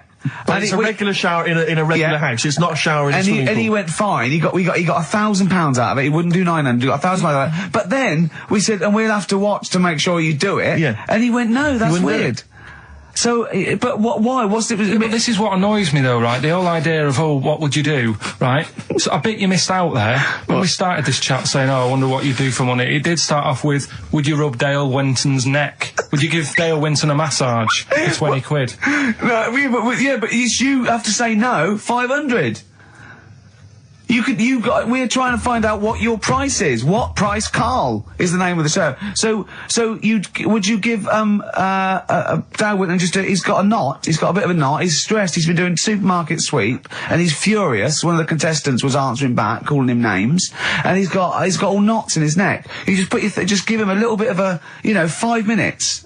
A little neck massage. How much would you do that for? He's naked, and it's just a little neck massage. There's nothing going on. It's like, see, there you're naked as well, but it's just the two of you naked giving him a little massage. No, seriously. Would you give him? Okay. Would you give me a foot massage? For how much? Well, that's what's your price? And what are the rules though? Can I wear gloves? No. Just let's start off simple. Would you take off my shoes and socks? I'd do it for like 50 quid. You've got, okay, 20 quid to take off one shoe and one sock, but like you mean it. You just take the shoe off, you go, and as you're putting down my sock, you pull the sock down slowly, you look me in the eyes and go, what lovely ankles. Seriously, how much? What price? 20 quid a foot. 20 quid a foot. That's got to be worth it. So 20 quid, you will take off my, we'll put on some soft music, right? I don't need it today. That's what I was saying to you yesterday. You always do you know what I mean? No, you don't. At the moment, I'm quite happy. Give it to a homeless person. Give it to a charity. Well, we'll get him in here. Well, are you still going to shower with Johnny for £1,000? Not now, because you said, and me and Steve are just going to stand in the corner and watch. Well, we've got to make sure you do it. You might go in there and just like wet your hair and come out, pay Johnny 500 quid and go, yeah, we had a shower. How will we know? Sorry, I'm quite interested about the shoe and sock. I'm back to the shower. You just have to wash yourselves. Now, we have to inspect that it's really clean, because we want you to wash certain parts really... Right, well, why have you both got to be in there, then? Well, no, just one of us. Can we just take... yeah. Or can Steve film it? as evidence. Just as evidence. Or I'll tell you what, we'll leave the DV camera in there. Neither of us to be in there, then we can just watch the video. Yeah. Are you a couple of benders? Are you a couple of benders? No. No. But can we discuss further the taking of the shoe and the sock? Because I think there's £20 I'm willing to pay £20 to see that. Pretty in Pink. Psychedelic Furs on XFM 104.9. I'm Ricky Gervais with Steve Merchant. And our little pet monkey, Karl Pilkington. It's Karl. So, 20 quid, tenner each, me and Steve will pay good money. Right, we'll see you all right. I reckon even Andrew Phillips, the head of XFM, would probably give you an extra 20 quid if this is entertaining as I think it will be to the listening public. Just undo my shoe lace, and Steve are going, Karl's now just gently undoing the lace. Yeah. He's releasing the tongue of the shoe. Well, don't preempt anything. Okay. So come round then, Karl. He's gently pulling down the sock. What, you just said you'd do it for £20. Oh, come on. You said you'd do it for £20. You said you'd do it. Oh, so you work me up like that, and then you just... Come and take my shoe and socks off, and put it down, and pull the sock down slowly, and go, what lovely ankles. No, because we had that chat yesterday about Come on, this, Karl, right? you just said you'd do it. Yeah, but I don't really need... If it was more money, I might do it. Oh, that is typical. Okay, firstly... We had a little wage at the Sonys, and you owe me £10. So count my £10 as part of that. Exactly. So that's my £10. So you already owe me that anyway. So I'm demanding that instead of giving me the cash, you do this. Yeah, and I'll give you 10 quid just because I've got a bad back and I need someone to help me take my shoe and sock off, because I think I'm getting that airplane thing where my feet are swollen up. Yeah. Yeah. Well, you've been auditioning people for that job, haven't you, all week? Come on. No, I ran it past Suzanne last night, right, because I knew you were going to do this, right? And I said, would you be annoyed if, I know we need a new kitchen and that. Yeah. But can I leave it? And she said, it's up to you. You do what you want But to we're do. not interested in what Suzanne thinks. Yeah, well, I don't Carl, want to. you just said that you would do it for £20. We are offering you £20. Just take. I mean, I assume you'd take that off as a mate. If I twisted my ankle playing football and I hurt my back, I go take my shirt and sock off. You go, yeah, no worries, mate. I assume you do that for a mate who's hurt his ankle. Yeah, but it's not the same, is it? Toya bound Wayne Sleep's foot when he was bouncing on his bed and hurt his ankle. She didn't expect money from it. She didn't want Sleep to pay out money. The singer of Mystery does not need Wayne Sleep, probably our greatest dancer since Lionel Blair, to pay money to help his ankle out.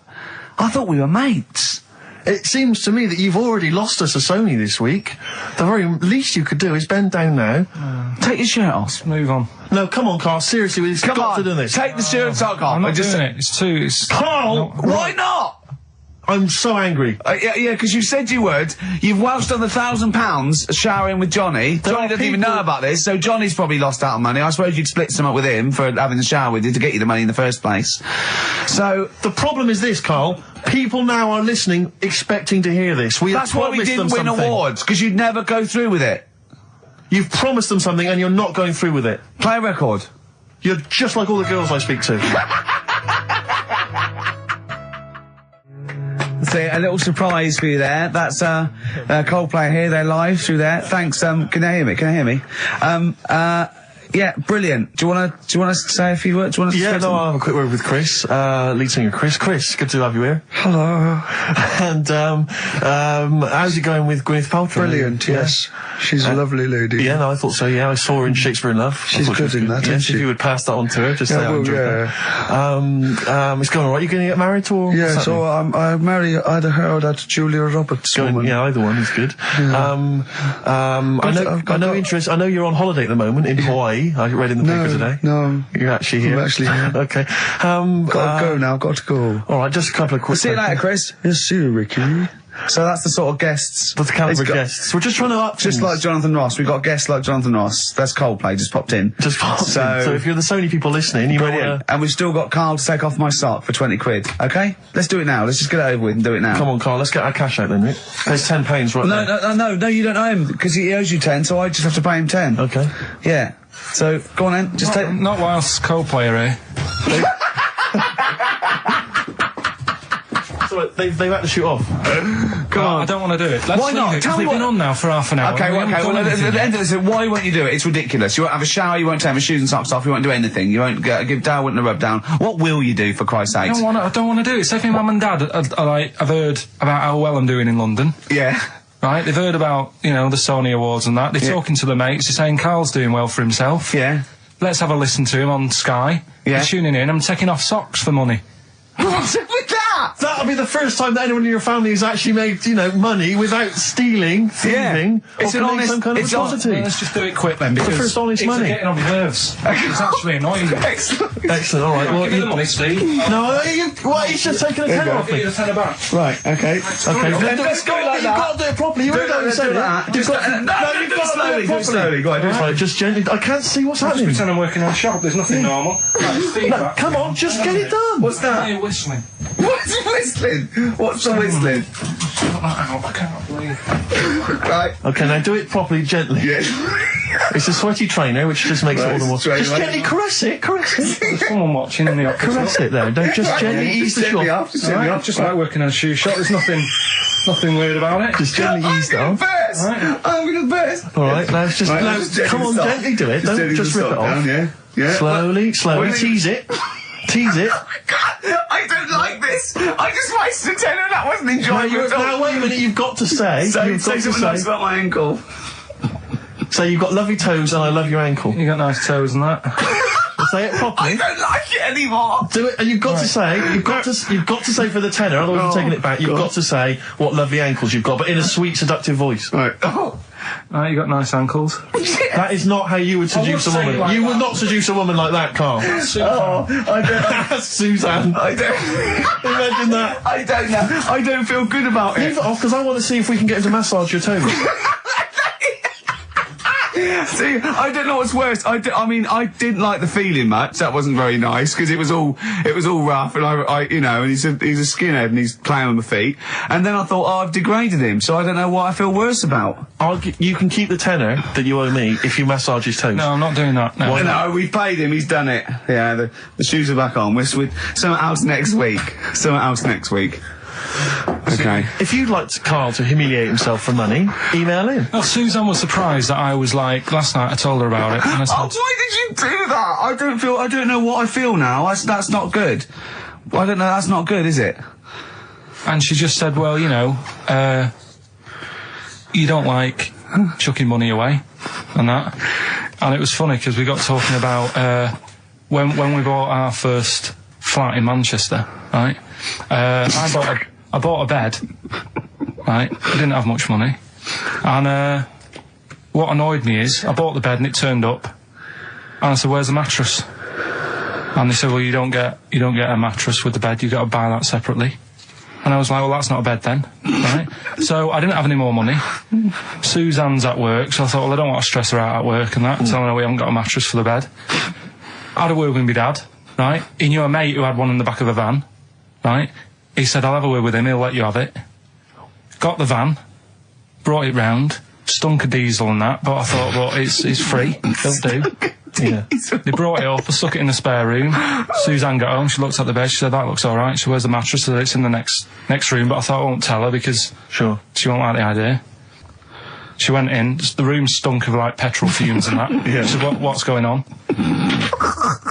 I said, "Well, it's a mattress didn't come with the bed, so I've sorted you one out. I've got this off my dad." And we didn't have one night on it. She said, "Get rid of it." Yeah. I had to go and ditch it. I don't know what she was thinking. One of your father's friends is driving around in a van with a mattress in the back.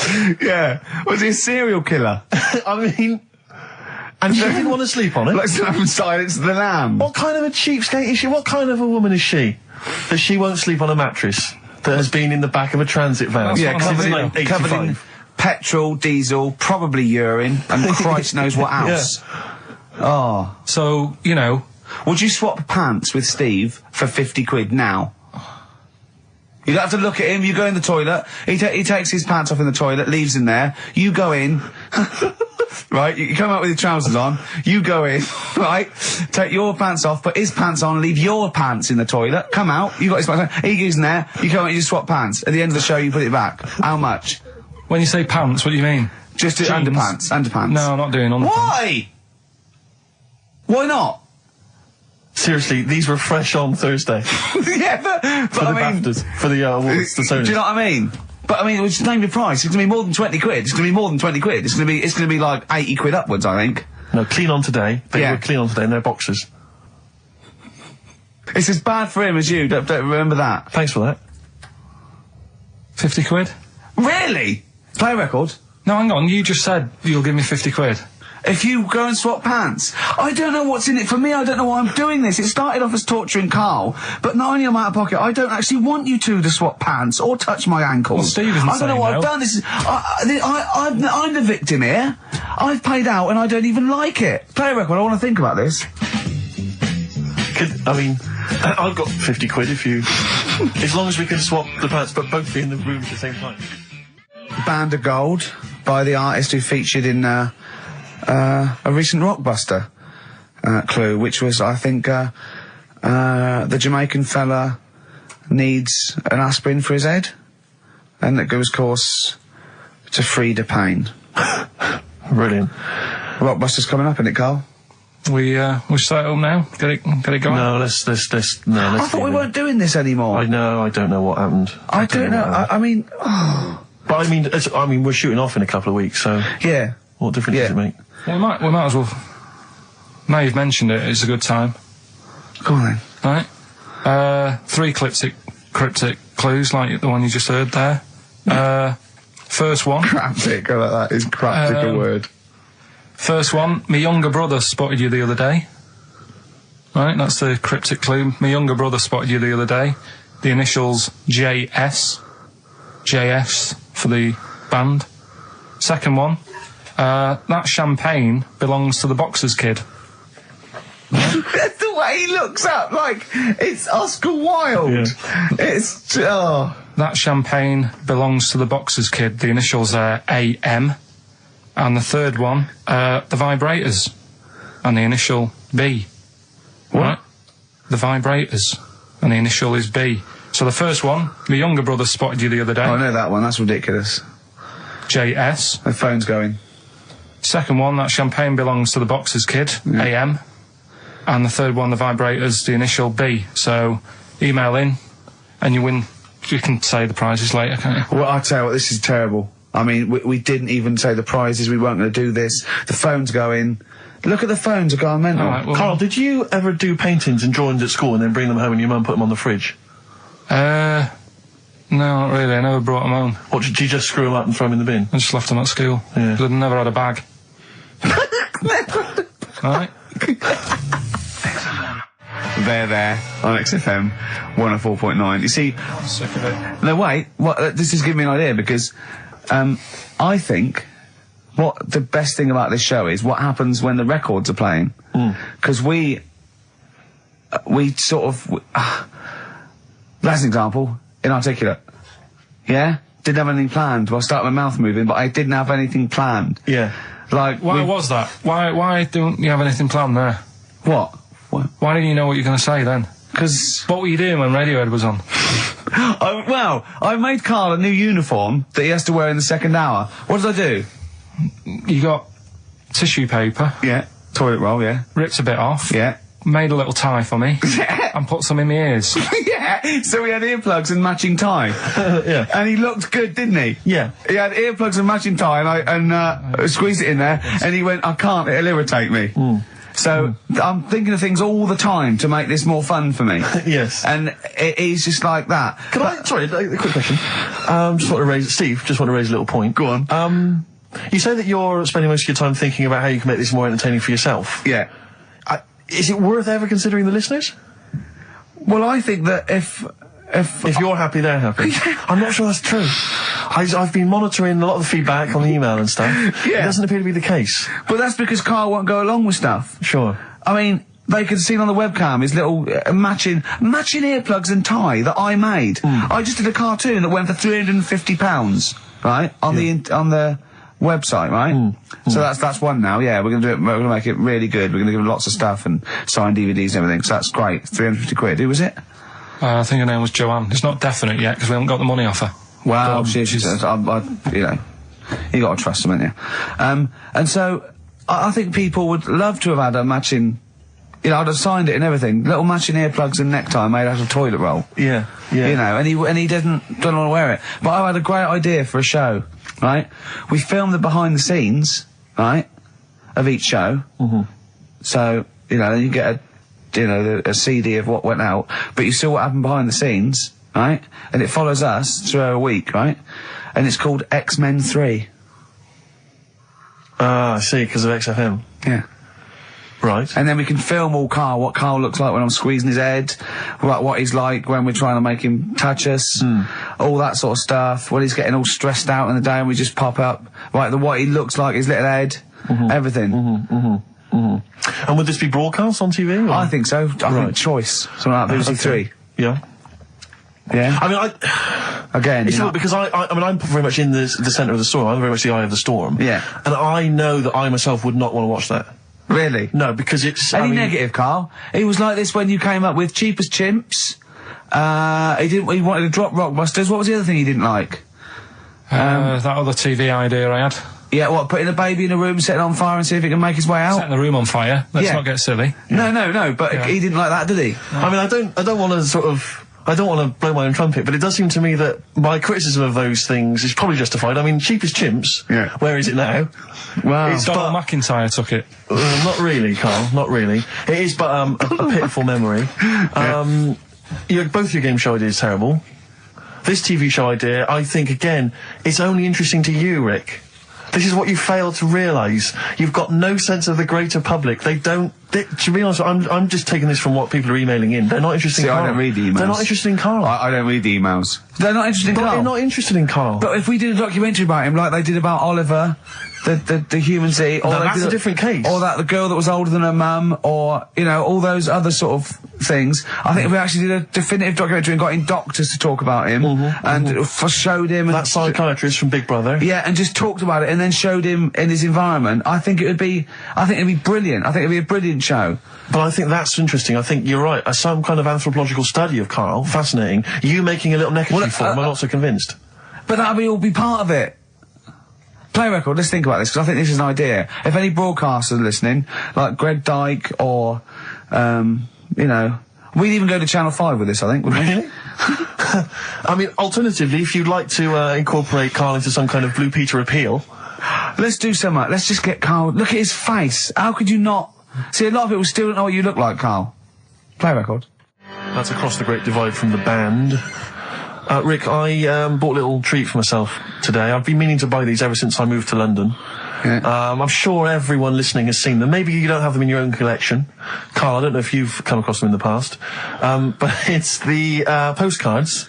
Now, most of you, if you're a tourist in London, you see the postcards there. I think there's one with a punk, isn't there, with green hair? Yeah, from 1977. Yeah, I think there's one which is like probably... it's probably a grandfather now. probably something like A View from London at Night, and it's just black. Oh yeah, that's a classic. I'm a fan of the baby covered in spaghetti. Yeah, that's brilliant. Brilliant. That happens a lot in London, in the old East End. There's a baby out. Where's the spaghetti? Yeah, brilliant. A wonderful memory of London. Yeah, But I was thinking to myself, how would I best want to remember London? Yeah. If I were a tourist from Prague, maybe. Exactly. You're a tourist from Prague. You want to send something home to your nan. To Mama Dragowski. Exactly. Who's sitting at home eating beetroot. Yeah, you want to say, I've been to London, I've been to the home, the birthplace of some of the great names. Dickens. Dickens, yeah. I've seen Big Ben, I've seen the Houses of Parliament, I've seen the wonderful things. The best way for me to remember that is a picture of a woman's breasts with pictures of cats painted on them. They are the most grotesque things. You've seen these before, Karl? They're awful. You can find these on any postcard stack. It's just a woman's breast drawn a face on it. I think it is that all the breasts from London. So there's all the breasts from London, and the other one, Karl, I think you've got there. What does it say? What's the little tag?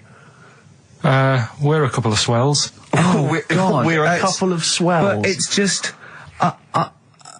when were that... I mean, they've been around for as long as I've been in London. I just don't know... I don't know who took them.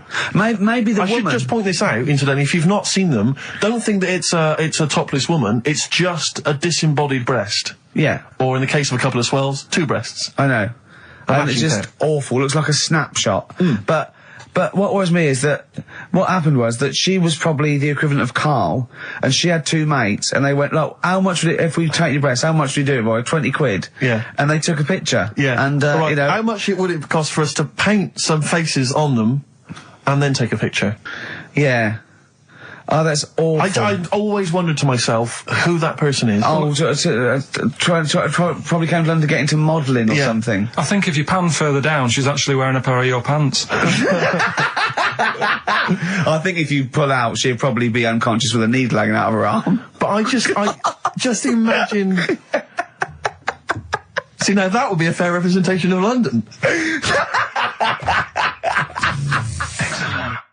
Turin Breaks, Painkiller on XFM 104.9. A couple of emails, Rick, that I ought to notify you about. Holly has emailed in. She wants us to wish her good luck. She says that she's one of 15,000 women who will be walking 26 miles around London starting at midnight tonight in their bras to raise money for breast cancer research. Prostitutes? No, just regular ladies, I think. Oh, right. But I was at a loose end, so that's something for me to do for something.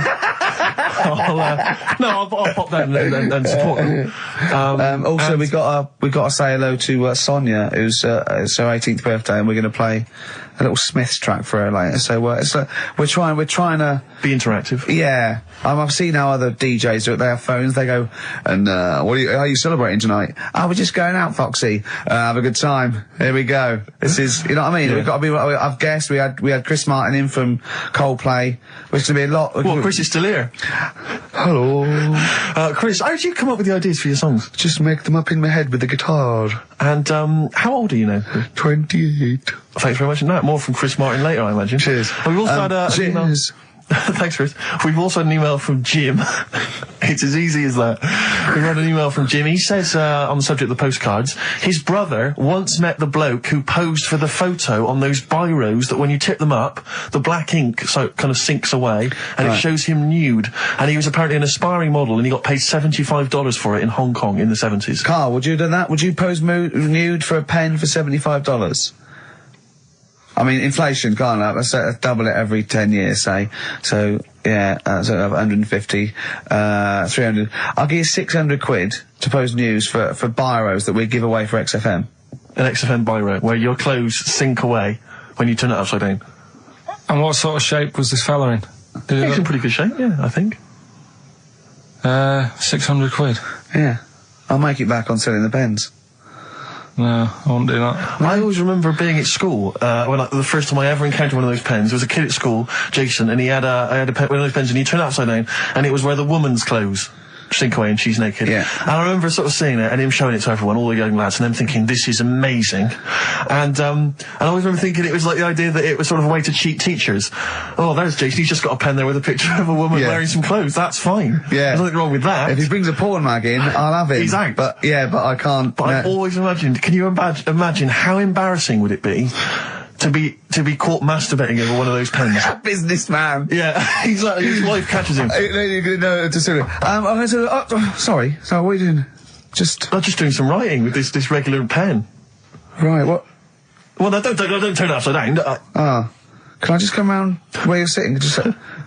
Why are you naked? The only thing I think more embarrassing would be to be caught masturbating looking into a mirror. Well, for you maybe, for me and Karl, you right? We should give the Rockbusters clues again, one final time before we give out the answers. And I should mention the prizes as well. If you still want to enter, we've got various things, a couple of CDs, a smash hit CD. Right, looking into a mirror. Let's move on from that. Club Anthems 2003, Strange and Beautiful. Eh? I hate being nude anyway. Why? What do you mean you hate being nude? It's not normal if you walk about. Do you walk about the house without on? No, because we've got windows. Yeah, but alright, with the blinds shut or whatever. Well, I have a bath. No, with the but blinds shut in. say like with Jane and that. Are you happy walking about? No, I'll walk around in my pants or a towel. I won't purposely walk around nude for the sake of it, no. No, I know, but I, in the morning I don't mind when I get up. Yeah. I go for a shower. But I don't sort of flaunt it about. I just wondered if that's normal, or... Well, no, what do you mean, is it normal? If there's no one can see you, then... No, like, but your girlfriend's in and that. But what I mean is... Yeah. Is like... You can put a pair of pants on, can't you? Do you know, all I'm saying is... Well, put Steve's on if you want. Yeah, for 30 quid. What do you want to do? Do you want to put a pair of pants on now? No, it's just like you're asking me to do it for a pen. What would you do, right? What would you do, right, if you did that thing with Steve and you left your pants in there, you went and you put his on, but it was sort of like, it was damp. Right, so Rockbusters then, we'll get this out of the way, right? So the prizes, Karl, mentioned there's a number of CDs. We've also got Wild Weather, a fascinating, it looks like 2 VHS set about weather, about various weather conditions around the world. That must be selling like hotcakes. Sean Lloyd could be in that now. Yeah, couldn't indeed. she? And also signed by Norman. It's Fatboy Slim's Big Beach Boutique. That must have been troublesome for the station that has close ties with Norman to get hold of. But well done. And that's Fatboy Slim, Big Beach Boutique. So yeah, there's a number of not bad prizes to give away there. And the clues were, Karl? First one was my younger brother spotted you the other day. The initials JS. We had that champagne belongs to the boxer's kid. That was AM. And third one, the vibrators. That's rubbish, that one. And the initial B. We'll give away the prizes and the answers next. What, we going to play a record, or what we got coming up? We got Monkey News. Yeah, we got that. We got We've got loads, too numerous to mention at the moment. We got any adverts? got some of them. Oh, brilliant. Cram them in later. Excellent. Look forward to that. Joe Jackson. Good track. Good tune. Well, it's on. Different for girls. Joe Jackson on XFM 104.9. A retro cut. Bit of Monkey News would be good, Karl, if you got that. We're struggling here. We're struggling, Steve. Wait a minute. You say that, but wait a minute. The answers for Rockbusters are coming up right now. So you thought people were turning off? Oh, my God. What have we done? We've done Take My Shoes Off for Money. Take My Shoes Off for Money. We've done that. We've done, oh, look at these funny postcard breasts. And we've done We Didn't Win a Sony. Coming up, Regular features. Jeez, we got nothing, have we? Come on. Sometimes it's good. Come on, Karl, save us. You've got to save us. So Rockbusters answers, then. Are we doing them now, Steve? Yeah. Right. First one, my younger brother spotted you the other day. The initials there, JS. That was Junior Senior. Right? Yeah, good. I'll give you that. Second one, that champagne belongs to the Boxers Kid. That was AM. That was Alison's Moye. Alison's Moye. Alison Moye. Sorry, just give us the clue again. That champagne belongs to the Boxers Kid. So, Muhammad Ali's son. Yeah. Right, Alison's Moye. Yeah. Brilliant. And then third one, always an easy one in there for everyone so they can take part. The vibrators, the initials, B. That's Buzzcocks. You can't say Cox. That's why that's why you can't say Cox. Have we got a winner? We have indeed. I chose him because his name amused me, which is a bit harsh. It's not Mr. Tits. No. Gerald Preston.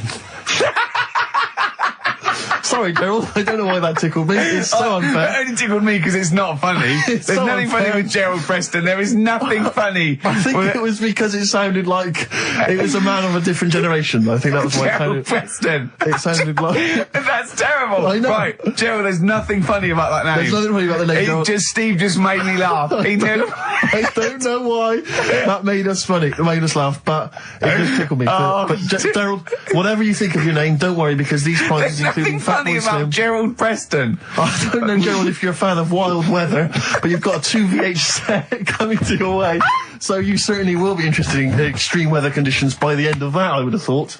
Plus some arbitrary CDs, so good luck, Jerry. Oh, dear. Excellent. Right, brilliant. Good. That's that sorted. Right, let's have another tune and then maybe some monkey news. Yeah. Well, actually, now you've sort of mentioned a bit of monkey news, that I've found something in the week, right, that we've talked about in the past, right, that I've got some other monkey stuff, but this is just, forget it. What? Come on! What's the matter with you? Right, do you know that thing we did ages ago? What? When we were out one day and we're talking about monkeys in a room with a PC, and if you leave them in there long enough... Yeah, eventually an infinite amount of monkeys, or one monkey in an infinite amount of time, will eventually type the complete words of Shakespeare. Yeah. Right, we talked about that ages ago. Yeah. I said it wouldn't happen. No, it doesn't make sense. You can't say it wouldn't happen. It doesn't make sense. It's a mathematical conundrum. It doesn't make sense. Go on. Anyway, right, they got a couple of monkeys. All right, so not an infinite amount then. Okay, so, alright, but never mind. Yeah. Got a couple of monkeys, put it in a room. Yeah. I don't know if it was one PC or they got a job lot or whatever. Not an infinite amount then. And left them in there for a month. Oh, not an infinite amount of time then either. Okay. So 2 monkeys a month. Okay, go on. Yeah, I see the experiment's working so far. About 8 monkeys. Oh, 8 monkeys. Oh, let me just work that out as a fraction of infinity. It's infinity, 8 into infinity. Oh God, a month. And what happened then, Karl? Did they type the complete words of Shakespeare? I'm assuming they No, did. they only did a proportion of it. Okay, what They did just did Macbeth. What happened then, Karl? Please tell us. They didn't have anything. They didn't come up with anything. You're an idiot, Karl. You really are an idiot. Play a record. That's ridiculous. What did you expect? What did you expect? Yeah, A bit of Keats. And Pastry of the Radio Times by one of them, the cleverest one. No, but what they did say is they didn't even write one word out. No, you don't. No, infinity or nothing. That's the point. There's a big leap between any number you could think of and infinity. In fact, an infinite leap. Do you understand the concept of infinity? Don't rub your eyes. I lost him on Do You? Yeah. Didn't I? Right, play a Did record. Did they type nothing from like any of the Tarzan books? Nothing. But they must have read them. I mean, that'd be their favourite, surely. I'm stunned. I can't believe they didn't even do like a transcript of Every Which Way But Loose. Yeah. I can't believe it. They must have chose some really thick monkeys. They didn't type any of Charlton Heston's speeches from Planet of the Apes. I can't believe it. It doesn't make sense. It doesn't make sense. You'd have thought 6 monkeys in a month would have done something. Yeah. At least a script for BJ and the Bear. The irony being, of course, in BJ and the Bear, that it was a monkey, not a bear. Really? Stuck in a moment. You can't get out of it by you two. I know how they feel. Oh, just a quick thought. I just had a sudden thought. Just a little update on something we talked about ages ago on the show. You might remember I said once that if I ever met Dido, I thought I had a good chance with her. Because she looks like the sort of woman that would work in, say, a photocopying shop. Yeah. And she'd probably be quite charmed by me. Or a secretary that sort of like wrote a couple of songs. Exactly. And the boss said, entered her in something. Yeah. And it won. She did them at the Christmas party. Everyone clapped. Exactly, yeah. Well, anyway, just an update on that. So far, nothing's happened. You haven't met her? Nothing's going on. So okay. I'll keep you posted on that, Rick. I know you're interested. I imagine it's a foregone conclusion when you do, though. That's only the a matter beauty of of it. It's, you know, when I hear you met her, you don't need to say any more. Okay, well, I'll just let say, you know. just wink and say, I met Dido last night, and I'll go say no more. Exactly. And you don't need... I'll just look a little bleary-eyed. Yeah. And probably still wearing the same clothes. From the mace. Yeah, exactly. Right. Anyway, I just thought I'd keep you abreast of that. Yeah. All the best from London, Karl. Come on, Karl, cheer up. You've had a good Karl. week. Do you have to do a month's notice? little bit of friction between Steve and Karl. I think they're getting to each other, which is his underpants are pinching.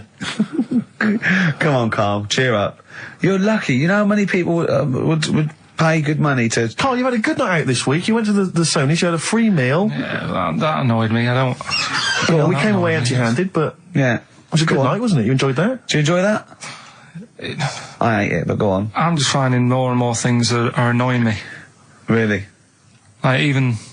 Like, at that Sony's night, right, you've got a lot of respectable people going to that thing, you know, people who are high up at the BBC and that. Yeah. And... just the way, you know, it's a posh night, there's people there with dinner jackets on and stuff. And then I went to the toilet for a wee. Old fella in there. I thought he looks like he's been in the radio game for years, probably done loads of award-winning Sony stuff. Yeah.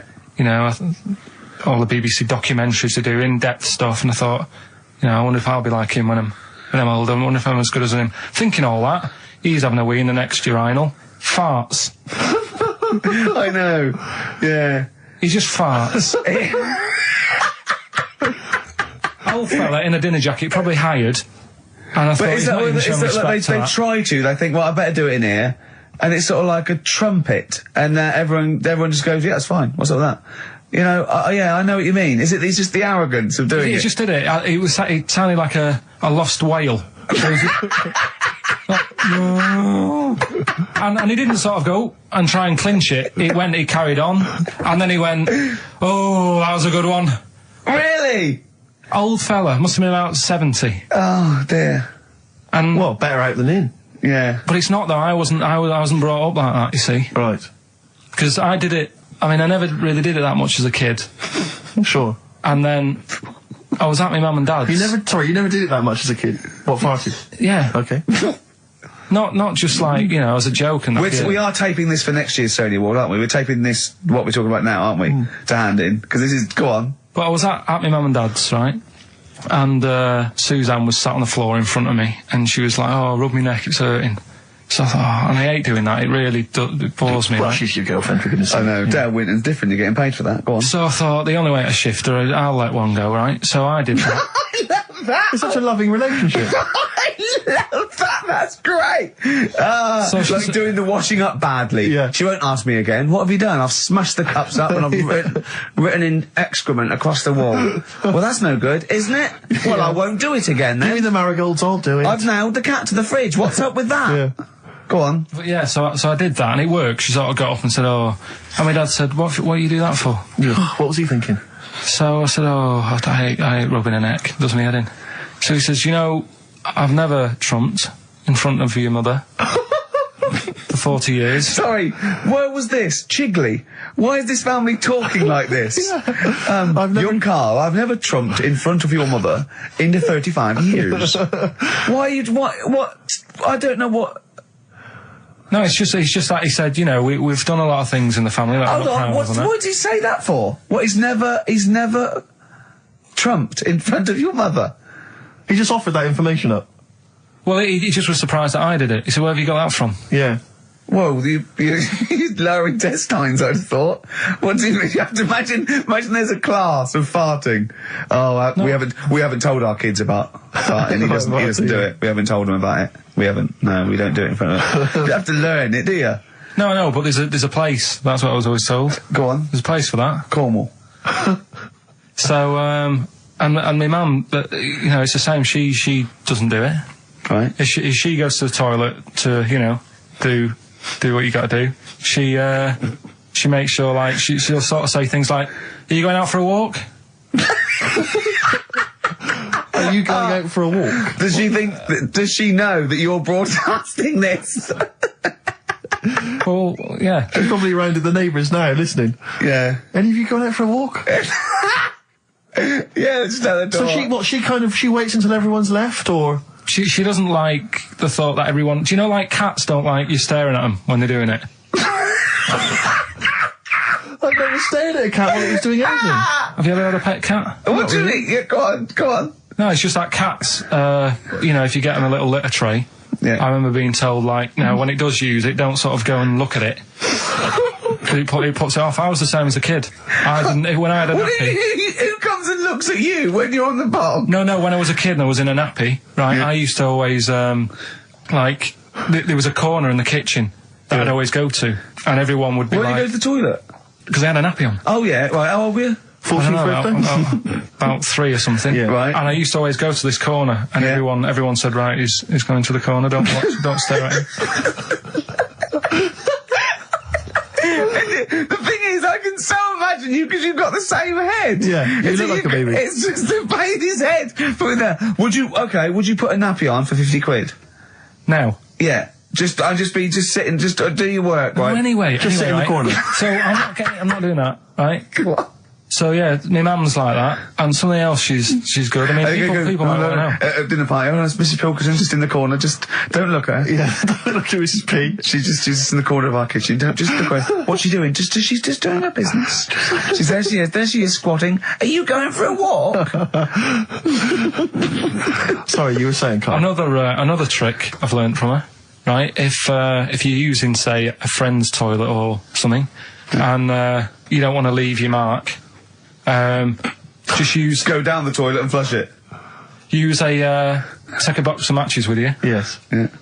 What the curtains? The girls calls it a distraction. Burn the place down, have a wonderful crap, and just leave when the fire brigade get there. Forget it. Who is it? Vines. Yeah. It's a good one. We don't go brilliant, do you? If you're going to talk, you do say something useful. There you go. Vines, they're homesick. Brilliant.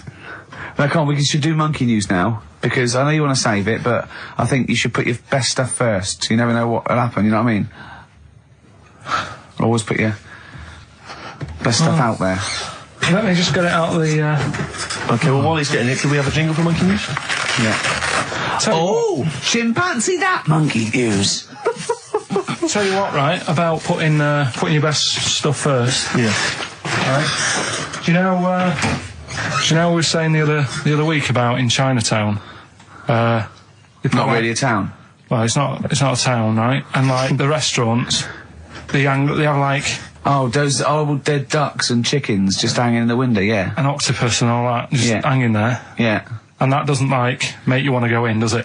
No, sure. This morning, walking through Soho on the way in, walked past this sort of strip joint place. This woman said, "Do you want to come in, sir?" Right, turn round. She must have been about 80.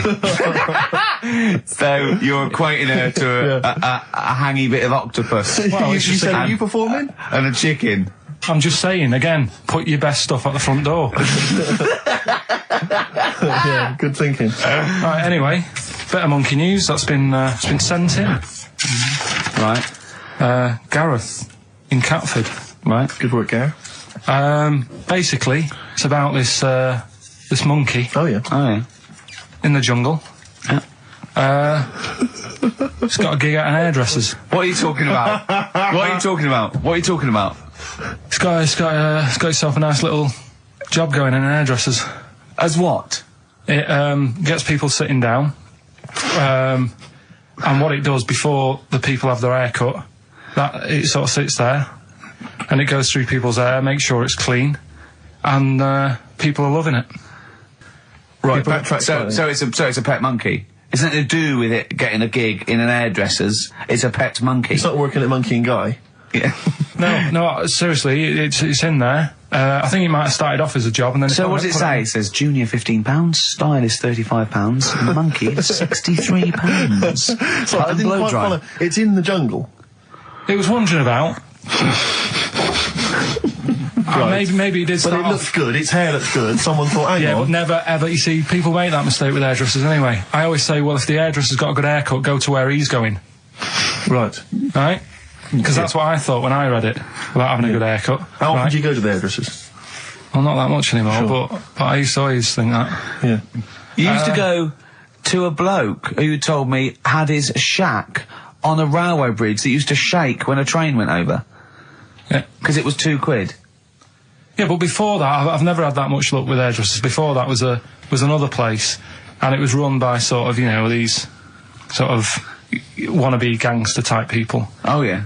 But they'd, you'd go in What for do you mean by haircut. wannabe gangsters? Well, sort of just petty crime stuff. You'd go in for a haircut and then you'd walk out with a video recorder. Do you know what I mean? You It's, don't have to take it. No, but they'd sort of spend ages flogging you that whilst cutting your hair. It was their thing. It's like, right, sit down, you alright? Yeah. Oh, you So know. for the weekend? What are you thinking of?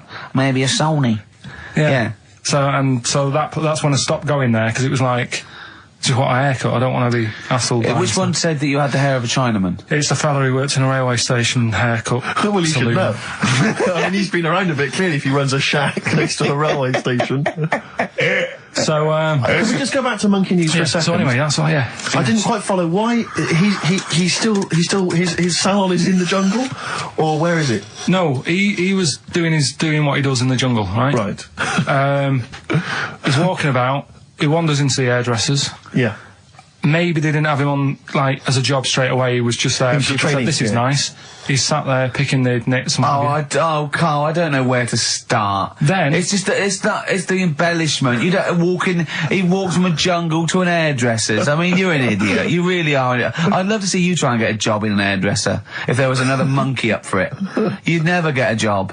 So he was good at that. People said this is relaxing. Apparently he had really nice hands, soothing, Yes. right, on people's heads. They said, let's put him on the payroll. So Let's put him on the payroll. What do you mean? Yeah, I'll give you that. Okay, this is the news item, is it? Customers are queuing up to have their hair done at a salon in the jungle There you go. by a monkey. Judy, a pig-tailed macaque, has a reputation as the best exterminator of head lice in Kane. There you go. She is so good, some customers fall asleep under her gentle touch.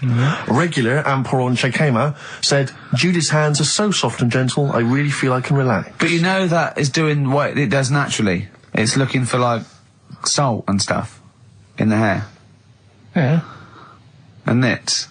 It's not on the payroll. It doesn't complain about when it gets deducted at national insurance. It's not part of the union. Yeah. Do you know what I mean? But a good monkey news, backed up with good tabloid journalism. With solid evidence there. So Now I think maybe we should start marking the monkey news, Rick. I don't know what you think. Giving it marks out of 10, maybe. For both interest and validity. well, for interest, I'll give it 7. For Carl believing that there was something to this monkey, thinking it had a job and getting paid. But it was also doing kind of perms 2. and colouring. 2. Yeah. Ridiculous. Again, ridiculous. More monkey news next week. Hopefully let's just hear that jingle again. Oh, chimpanzee that monkey news. Peace Train. Isn't that brilliant? Cat Stevens. Now, well, I've sort of enjoyed the last sort of, hour or so after disappointment of the Sonys. I think we are going to give up, to be honest. Do another week and then shoot off. Yeah, knock on the head. Okay. We were doing it for a laugh anyway. But If they're not going to reward us for that, then do you know what I mean? it's not really worth it. But I'll tell you what but what about this? Carl, can you find out who was on the panel? Can you? But what difference does it make? Well, I want you to interview. I want you to phone them up and I want to tell them why they didn't think our show was. Yeah, let them explain themselves. Just explain themselves. They've got to stand by their convictions. Find them all. Track them down. There's probably about Yeah, but 300. what do you expect then? I They're want not to tell gonna the say, truth. no, you're right, the monkey news should have, done the job for you. I just want people. I don't want them to be. I don't want to sit in a room and hide. I want the 3 people on the panel, I'll find them out, to say, we didn't vote for you because we thought it was shoddy, amateurish, annoying, there was too much swearing. I'll go, fair enough, well done, mate. You. We didn't vote for you because Karl's voice is an irritant. Okay? Okay, well done, mate. You're alright. We didn't vote for you because, Gervais, you're a fat, useless git who understands nothing about broadcasting. And your mate I know Steve. something. Yeah, and I'll go, right, I'm not so happy with that, but at least you told the truth. But get them on the phone. Find out from Andrew. I noticed none of them have mentioned me, which is good. I know, They obviously yeah. think I'm pretty good. Yeah, they probably all love Steve. No one likes to pick on an invalid, though. Do you know what I mean? I'm just... We got a player request here for, what's her name, don't leave it, Steve. Sonia, who's 18 today. We couldn't find William. It was really nothing wordsmith because, whoever is in charge of the library, they probably won an award for it. But, she didn't ask for 4 non-blondes. So I found There Is a Light by the Smiths. So, a week to go. I'm not. The French have tried to keep that secret for over 100 years, It was only Steve. the upper crust people. Nearly 200 years. That is a top secret. Somehow Euston Station upper crust got hold of a document left behind in an old sea chest, possibly Napoleon's, could have been Josephine's. Unfortunately, jotted it down. He's kicking himself now. Oh, Secret, I cannot believe I left a note. If he talked like that. He did. He did that, yeah, he talked English, but in a very funny French accent. Do you remember, there was one thing that, talking about funny French accents. Loch Ness, the monster, Yep. Sure. probably doesn't exist. Okay. What it is... Interesting. Hold on, interesting. Oh, interesting. It's- What, they thought the Not List probably didn't exist? Curious viewpoint. Hold on. What proof have they got for that, Karl? How can they go around saying stupid things like that? It's methane, Right. Again, in Loch Ness. and people have seen, what's the lake it's in? Loch Ness. Loch Ness. Yeah? It being the Loch Ness Monster. Yeah. That's where it lives. That's how it finds its way home. That's certainly the clue. Yeah, if it Get again, Karl, that's the clue. Yeah, if it go, and it's, if it's wondering, it goes, excuse me, what do you know where, I'm being the Loch Ness Monster? Where would I be going? Oh, you'd be going to the Loch Ness if that's your home. It's way over there, you So big anyway, monster, you. So the bubbles from the Sure. methane bubble up out of the water. Yeah. People think, oh God, it's a monster's head. But it's not, it's just water sort of shooting up because of the bubbles. Well, that's 2 of the great mysteries of the universe solved by Karl P on a Saturday afternoon. That is fantastic. So, that makes me think a lot of things. So, when mediums are sort of like going, oh, I've got something coming through. Do you think they are exhaling a lot of methane gas? And thus making them not think straight? Do you think everything's down to methane gas? Do you think that all the mysteries of the universe are down to methane gas, Karl? What did it say in the documentary you saw? About what? What was the budgie happy? We know that budgie was sad. Was it in a room? Because they used to take canaries down the mines, didn't they? They used to take canaries down the mines, they'd smell the methane, and then the budgie would be happy. I'm not going to teach you anymore. Play a record. Oh, should have introduced this, shouldn't I? Go on, then. Oh, it's Beatles, Long and Winding Road. Smooth. Are we getting paid for this? Our Freaks Electric, Richard X and the Sugar Babes on XFM 104.9. Well, nearly through. We've had a few laughs again, a Yep. few tears. Absolutely, as always. Excuse me, and don't be alarmed. I look quite frightening, but I'm merely a nice monster. I seem to have lost my way home. Could you direct me in the right direction? Nice to meet you. Yeah, Karl Pilkington. Hi. What's your name? Why do you need to know my name? Well, it might help me to find out where you come from. Oh, my name's the Loch Ness Monster. Okay, all right. Give me a second. What was your name again? Loch Ness Monster. See, this is what I mean. I just run this one past you just on the off chance. Yeah. Because maybe that you change your opinion slightly. Yeah. Feng Shui teaches you to use your environment wisely. Sure. If your land and the surrounding area is undulating, it's said to house auspicious dragons. When land is flat and featureless, the dragon is missing and the land is said to be less auspicious. Excuse me, they call me the Brixton Dragon. Sure. I seem to have lost my way. I know it's South London somewhere, but could you help me find my home? What's your name? Well, they call me the Brixton Dragon. Right, where are you from? I see what you mean. I see what you mean, aye. Oh, okay, man. So does that make you query it at all, the dragon? I'm not into it that much. Right, I'm sure. just saying that if you have your head at one end of the bed rather than the other, it might make a difference to your night's sleep. And you get this quite a lot, don't you? Especially Americans, that Elvis Presley's still alive. Yeah. And I think, wasn't there some statistic, like more people believed Elvis was alive than believed evolution? Was that right? Yes. Something like that? No. No, it's something worse than that. It could be something. It was something like that. It's something like, mad, I don't know, it's something like 42% of Americans Yeah. believe that Elvis Presley has faked his own death and is still Yeah. alive, right? Yeah. And there's this whole book that's been written about it, because, Carl, you might be interested in this. I know you're always fascinated by things that have been written down and therefore a gospel. Yeah. And And that you don't have to revise yourself. You just learn off Ian Wright. Yeah. But apparently, the reason that Elvis is still alive is that there's a number of sort of pieces of evidence. One is that none of his family could agree which colour pyjamas he was wearing when he died. That's Yeah. evidence, apparently. Apparently, you know, he was an honorary member of the FBI. Well, apparently his signature appears on FBI documents well into the 80s, long after he should have died. Apparently no one can agree. There was sums of money that only... a lot of fat people in dungarees have seen him. Yeah. There's a number of sums of money which apparently only he could have given authority to have transferred to other bank accounts. They've moved. Yeah. So this is all evidence that Elvis is still alive. And a lot of people, I was talking to this guy and he was saying, yeah, well, of course, the thing is, the pressures of fame were too much for him. That he faked his own death so that he no longer had to be this huge icon. You know, he could live an ordinary life. And my query has always been this. If Elvis faked his own death, do you think the method he'd have chosen is to have shat himself to death whilst on the toilet? Yeah. Yeah, but because he picked that, nobody will doubt it. Right.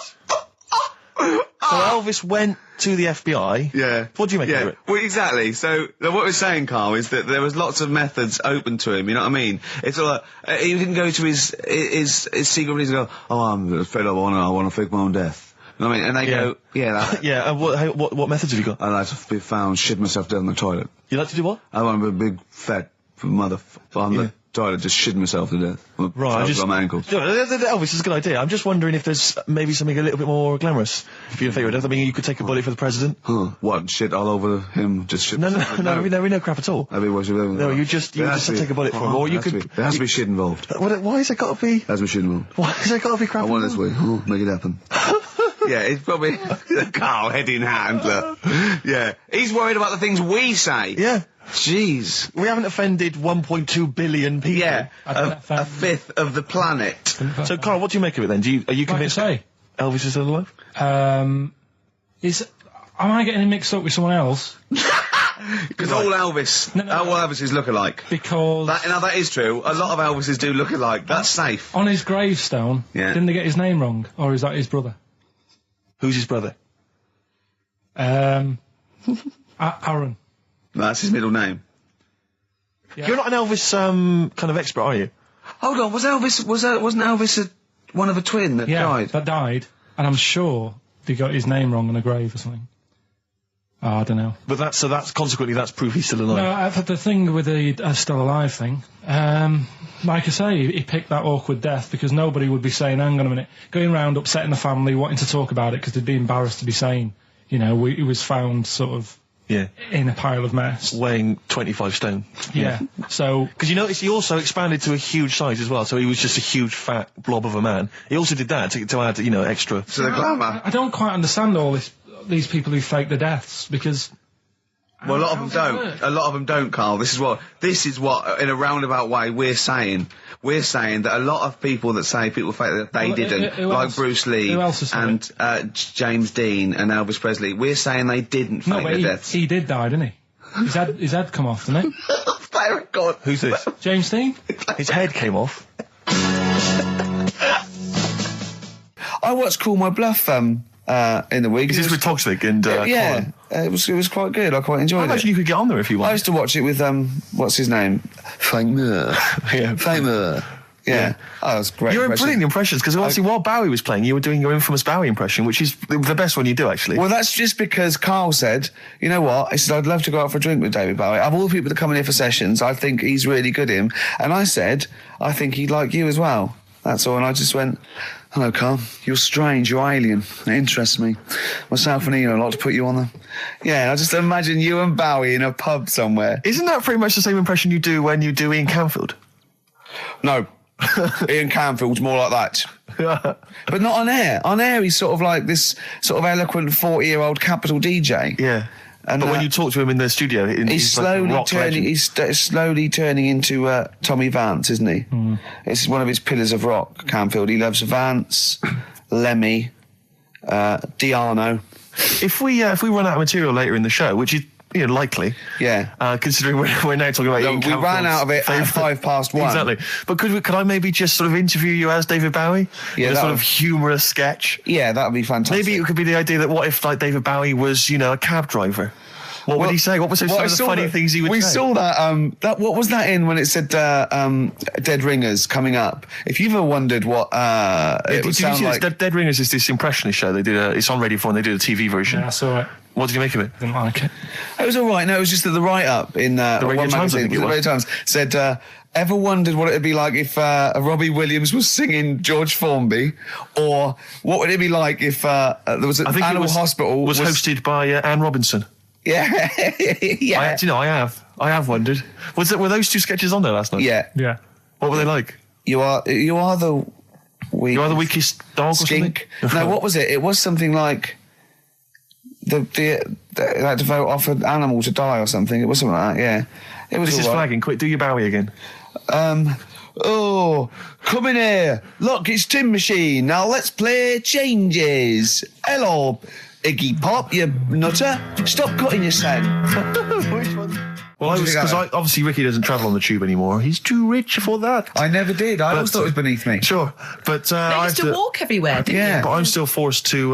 Take the tube, and I sat on the tube, and it pulled up, and outside the window, just happened to be on the station, was one of the posters with us. So I was kind of there, not realizing it was behind me, and these big kind of fat German or maybe Bavarian guys. Well, they're in lederhosen eating sausages. Yes, they were. They're Bavarian. Yeah, they were.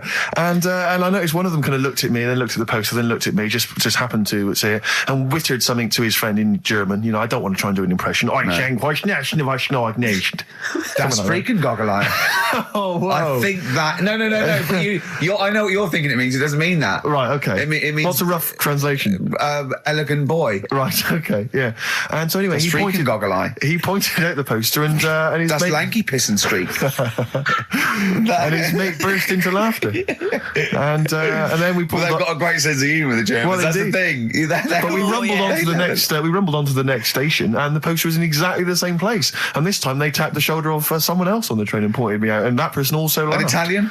An Italian What it bloke, was. yeah. There was a French. Was there a bloke with a beret, a little moustache on the Exactly, other yeah. side? Yeah, Was yeah. the United? Did you get on the United Nations Express? Just to, oh, imagine that. Yeah, Oh, it was faintly See the embarrassing. freak.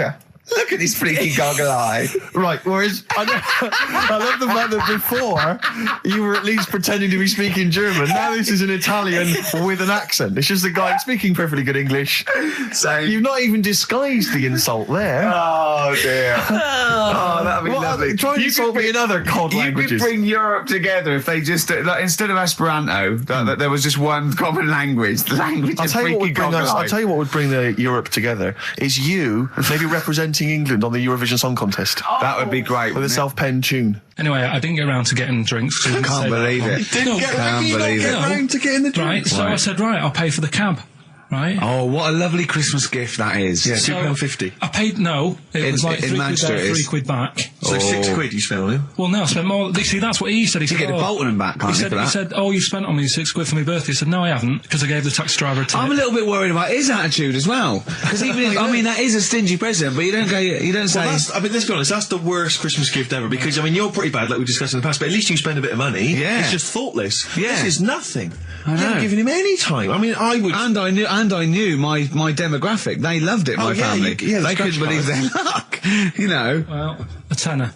You spent a tenner on him. Well, the cab fare was £6. But the thing is, it's not. I don't think he's saying that. I think it's the fact that this is like, frittering away. And it's kind of thoughtless, isn't he would have loved to. I'm sure he would have been appreciative of a lovely £10 gift that you cared about and bought.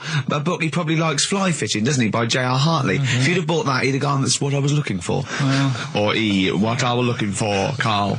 Bloody hell, Karl, you little bald twat. That's just what I wanted. So, all right. So just calm down. So what have you got planned for Christmas? Is this what I mean? Are you doing the same approach with Karl, Suzanne? excellent. You've paid me milk bill for this week. That were nice. I'm spent this year. So have you planned anything for Suzanne, or are you just? Yeah, I'm taking her out Christmas Day for something to eat. So, do we need them? Do we need them? And you should explain. Do we need them for those that don't like the show? Well, it's sort of education about animals and stuff, and if we need them. So, like David Attenborough once said, you can get rid of people off the earth and it would carry on. There's no problems, but get rid of a monkey and you could have problems on your hands. So is that a direct quote from Attenborough's current autobiography? I think so. Yeah. So what I've done today, right? He always starts everything with right. So then. Yeah, exactly. Yeah. So. And he always ends things. You got yourself all sorts of problems. Yeah. So that's that. That's done. That's coming up. Enjoy that. That. What would you do to sort of like egg them on a little bit to help them out? What do you think? What sexy things would you say? What do you think is your quality? What do you think people would find pretty horny about you?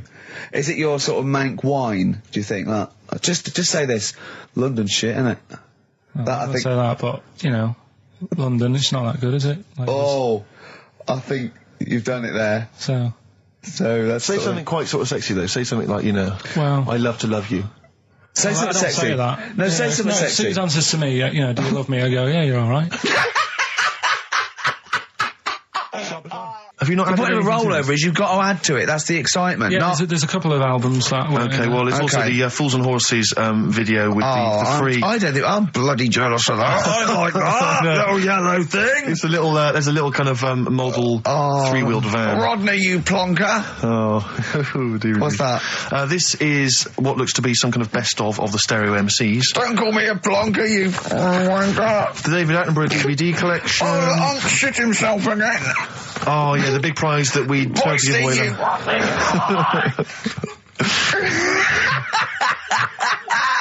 Best chill out.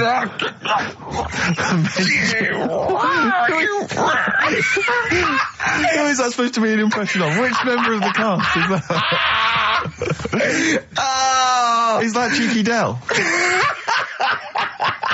I don't know. Best chill out album ever, the best air guitar volume 2, and of course for all our fans, Doctor Who, The Aztecs. That's on DVD, and that's one of the William Hartnell Doctor Who.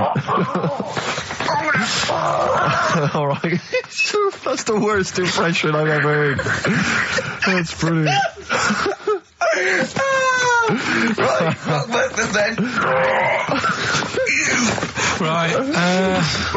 Three cryptic stuff. Oh, come on.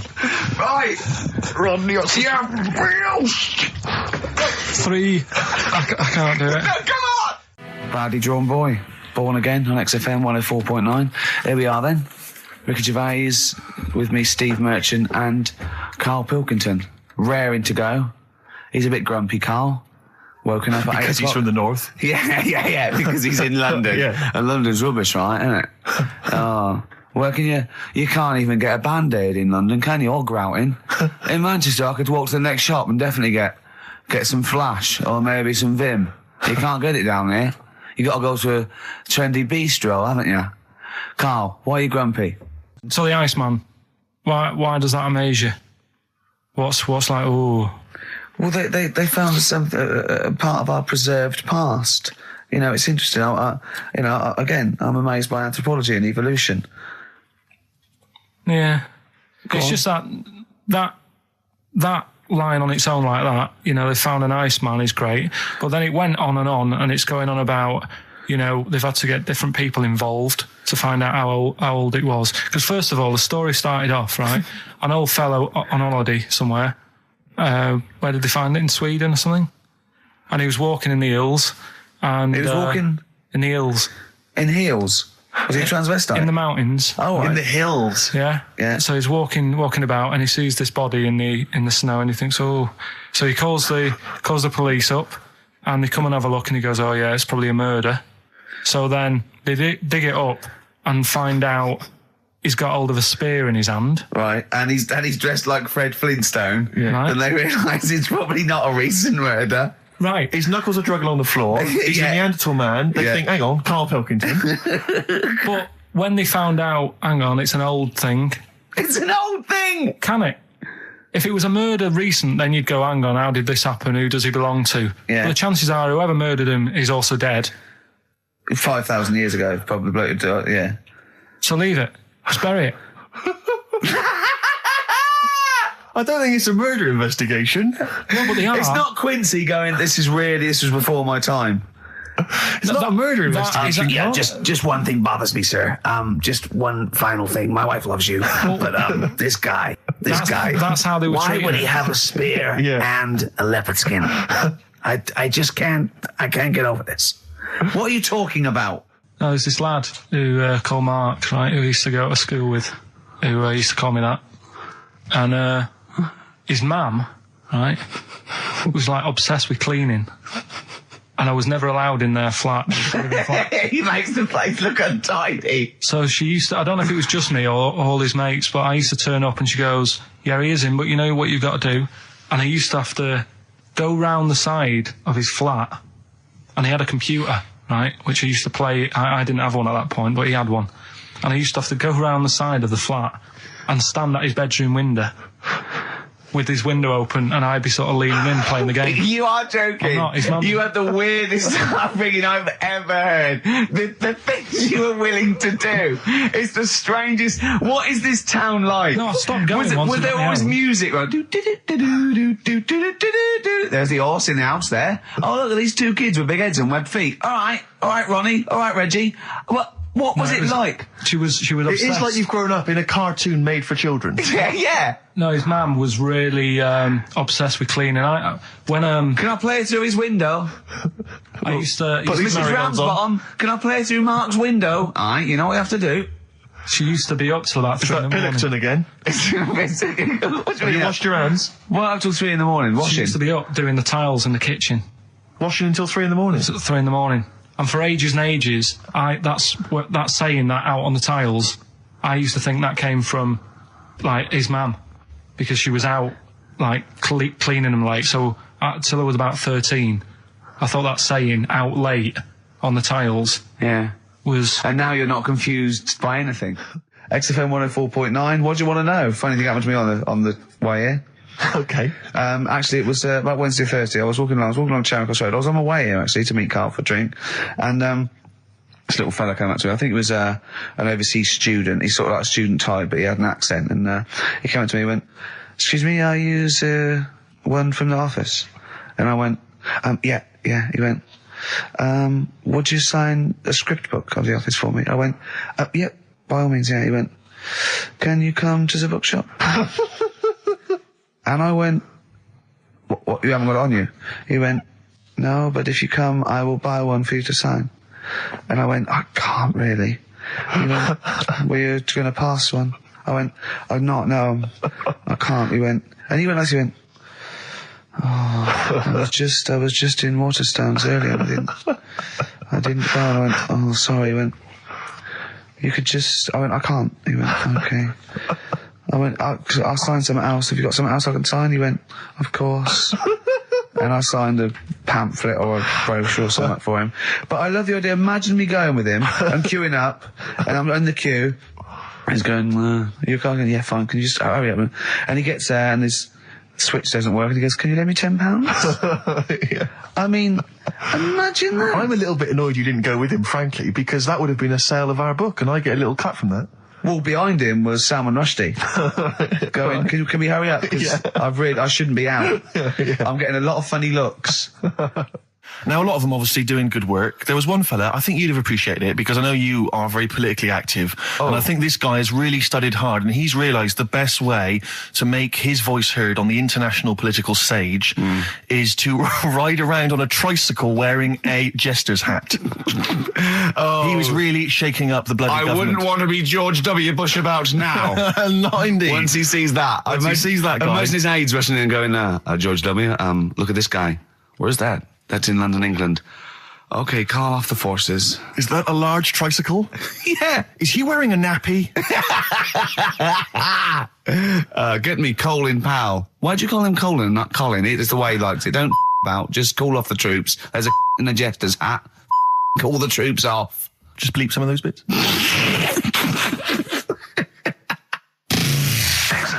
So anyway, I found these things. Do you want to hear them? yeah. So what's this? Explain this again. Right, so I got back off holiday. The first job I found out I've got to do is work with Ricky for a voiceover. I do a regular thing. I do X-Ray magazine, but I'm allowed to make the script up. And they said I could, so I did. Right, so imagine this. Well, I know you, Rick, and I know you like to put a lot of work into these things. Yeah. You want to do a good job. So he rolls up, he says, let's do it then. He said, what's in the magazine? I said, well, here's a selection of stuff. This is what you've got to sell. He said, leave it with me. He goes into the little booth, and the first one he comes up with is this little advert for it, right? X-Ray magazine. It's out now. It's a £3.50 May edition. Music of Tomorrow. Dandy Warhol's picture, and there's a free CD with all the Placebo and the Donners and Smog and Nightmares on Wax, Alpine All Stars. Only £3.50. It's out now. Buy it, innit? Have you got a sore throat there? Well, that's all right, isn't it? And he was going, you can't. I said, we are doing that. I've done one. That is it. That's it. So I persuaded him. He went, right, okay, we can possibly put that on XFM, right? I'll have to see, right? And so I wouldn't do it again. And he went, but you need one for Capital. He said, Capital will know what I went, right, I'll do one more for Capital. Right? Because all the stations advertise the XFM magazine, right? So this is the one that you thought would be all right for them. Ooh, hello, you loonies in Radioland. Dr. Frog here to tell you about the new edition of X-Ray magazine. It's out now and it's only £3.50. You've not heard of it? It's a great music magazine. And you get a free CD featuring bands like Placebo. They wear makeup, but leave them alone. Gold Chains, Smog, OK Go, The Donners, and all great bands that you'll love to. Froggy here. Hello. Bye. Ribbit, ribbit. Froggy says bye it. Oh, well. So then, he says, that's it. You had your money's Is worth. Dr. Frog still on there? He's still on classic. I said, that isn't going to go out. They're not going to be happy with that. He said, you've had your money's worth. I'm going. Yeah. So I'm left with that.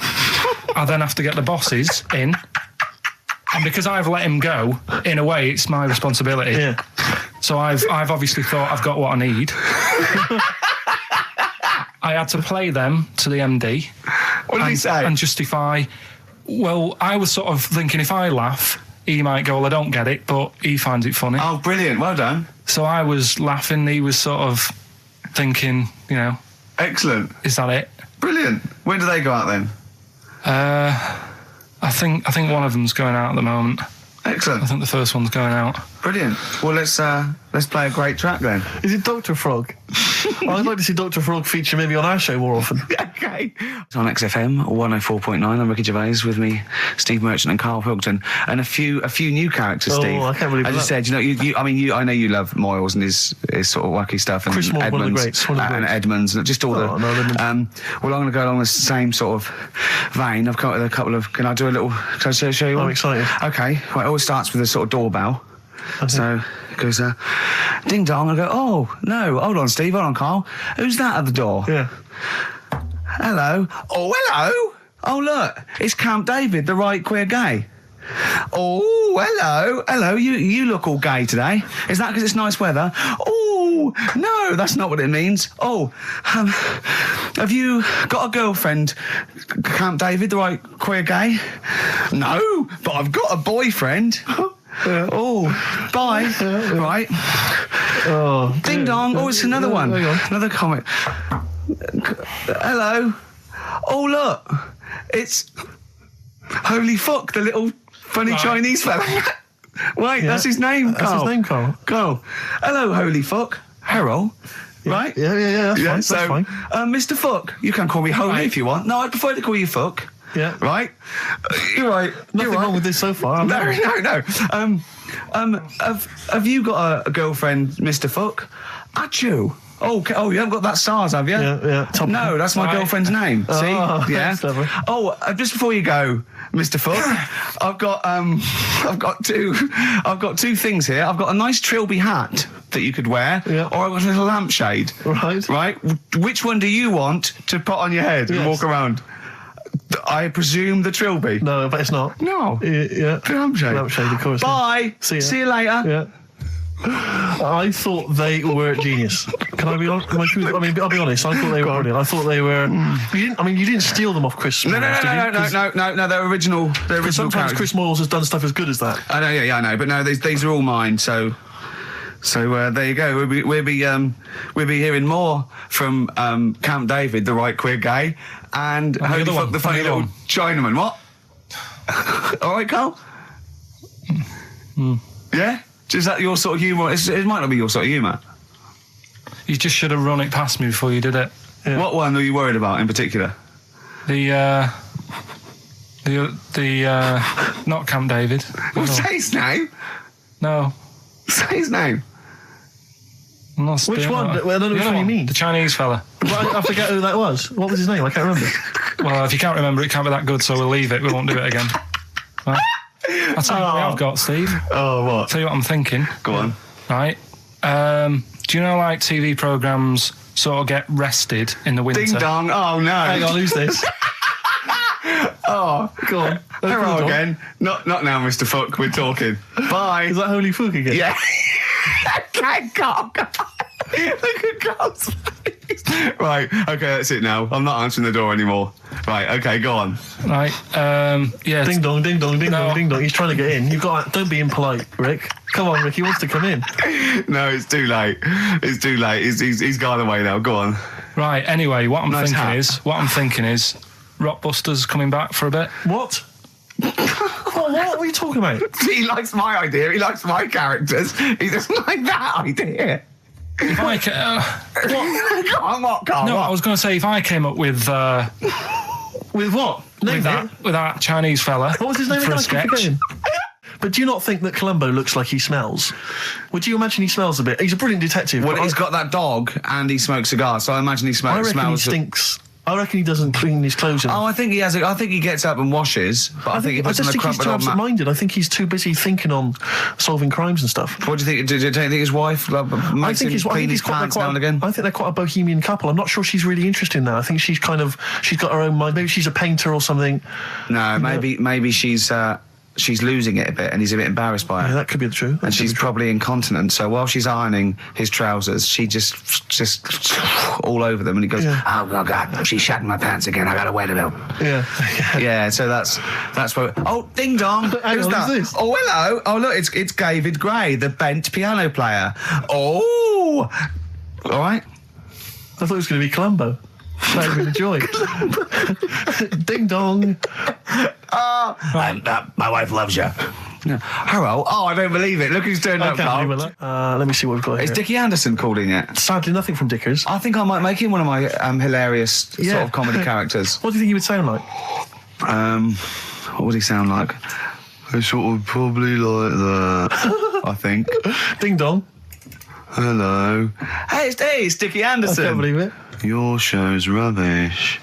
Something like that? I mean, I think you should work on them perhaps before You're saying there's not a lot of substance to these I'm guys? just saying that, once the novelty of the doorbell has worn off. I don't think you understand comedy on radio, I'm not Steve, sure I do, to be but, honest. Listen to Noel Evans, listen to Moyles. You'll see you don't need to riff with it. It's just you just do the doorbell and just say they're here. Right. That's all you need to do. Sure. So that's the main thing. Well, so we've had a couple I'm of thinking of some responses. more characters as well.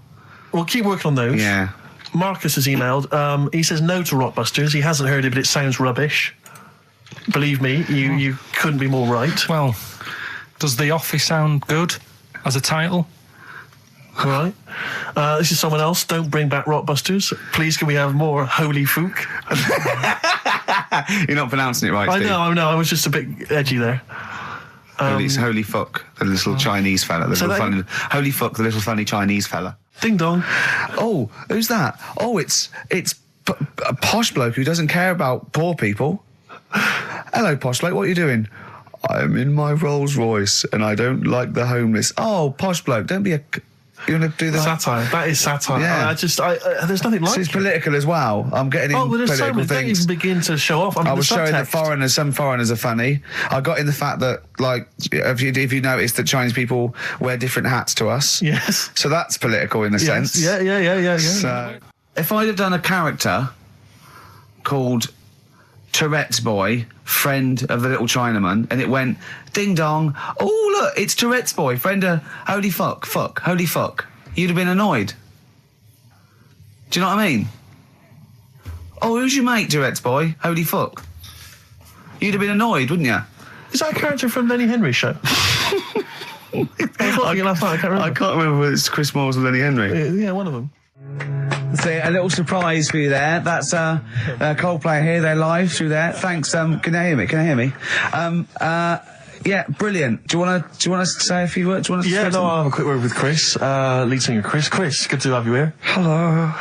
And how's it going with Gwyneth Paltrow? Brilliant, yes. She's a lovely lady. Yeah, no, I thought so. Yeah, I saw her in Shakespeare in Love. She's good in that, isn't Yes, she? if you would pass that on to her, just say I well, enjoyed that. It's going all right. You going to get married or? Yeah, what's so happening? I marry either her or that Julia Roberts woman. Yeah, either one is good. I know you're on holiday at the moment in Hawaii. I read in the paper today. No. You're actually here. I'm actually here. Okay. Got to go now, got to go. All right, just a couple of quick. See you later, Chris. Yes, see you, Ricky.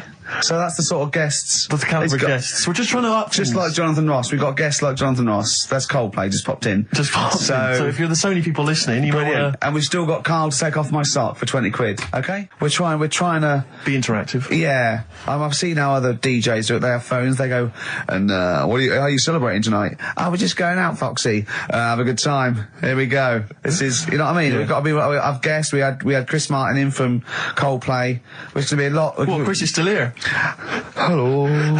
Chris, how did you come up with the ideas for your songs? Just make them up in my head with the guitar. And how old are you now? 28. Thanks very much. And that more from Chris Martin later, I imagine. Cheers. Well, we've also had an email. Cheers. Thanks, Chris. Oh, It's dear. like the two of you are just you are like children. You're infants. Your mentality is ludicrous, and you're embarrassing us in front of our special guests. Oh, yeah. I can't believe it. Now, of course, last week we've had tattoo here. We've had a number of letters, Rick. I'm just reading them now. Saying, Okay. last week, loved your interview with Chris Martin from Coldplay. Yeah. Genius. Another one here. Great insight into the man who wrote Yellow and Clocks. Yeah. Fascinating. Yeah. Steve Merchant's interview with Chris Martin was amazing. He showed his own TV show. Yeah. Just some of the letters we've received, Rick. Yeah. So this week, we're very lucky to have with us Russian pop act Tattoo. Round of applause for them. Hello. Lovely to have them here. Tattoo. Now then, of course, there's been much controversy that your kind of lesbian shtick is just something to try and whip up some press attention. Yeah. Is that We are proper lesbians. We love fanny more than cock. Okay, brilliant. And Tattoo, lovely to have you here. Thanks for coming. Yeah. Now then, you've got some live gigs, I understand, planned. Yeah, duh. Okay. I can't help but notice that you sound, dare I say it, Tattoo, you don't sound so much Russian as German. We cannot do the accent properly. Okay.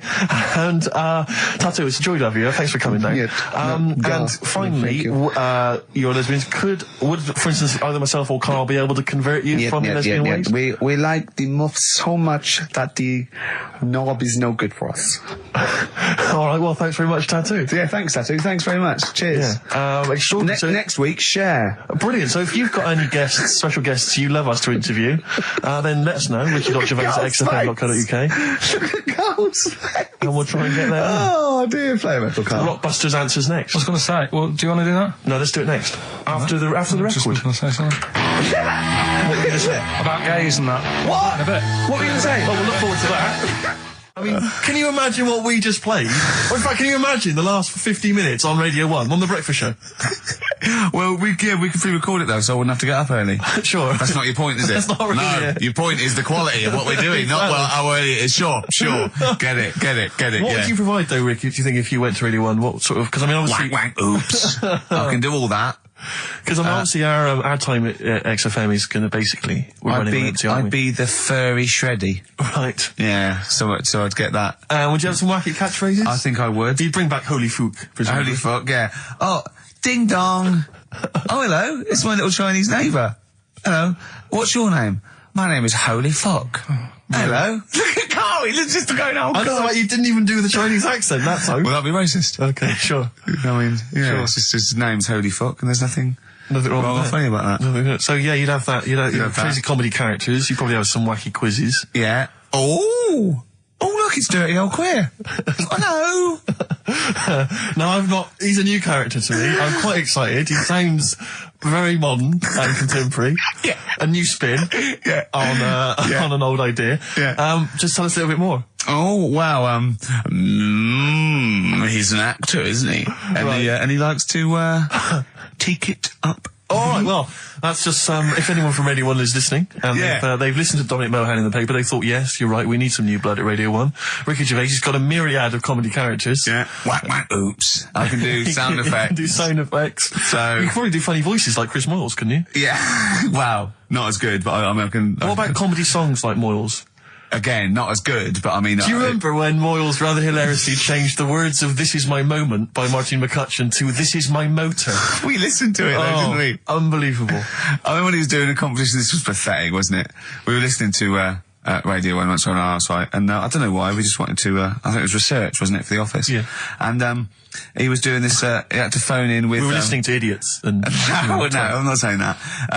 And he was doing this competition, you had to call in with some songs that are golf related. And people were phoning up going, drive the cars. He was going, drive the cars, good. And I was on that phone, I must have wasted about 40 quid, and I wanted to get through and go, hello, Chris, it's not Milesy, yeah. Derek here, I've got one.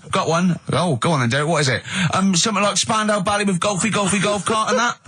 And I just wanted to and I waited. And just, I thought the joke's on us. Yeah. I waited my phone bill just to say something stupid. Oh, dear. Oh. This show's better than this. Yeah, anyway, if you've got any hilarious golf-related song titles that you'd like to email in... What's the number? Oh, I'd like them emailing.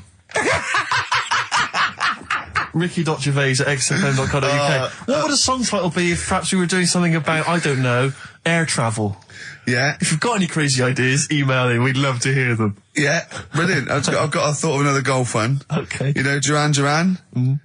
Something down the fairway or something, if they wrote that. Alright? Girls on the putting green? Or Yeah. something? Alright? Yeah. Oh, hello. Have you introduced you?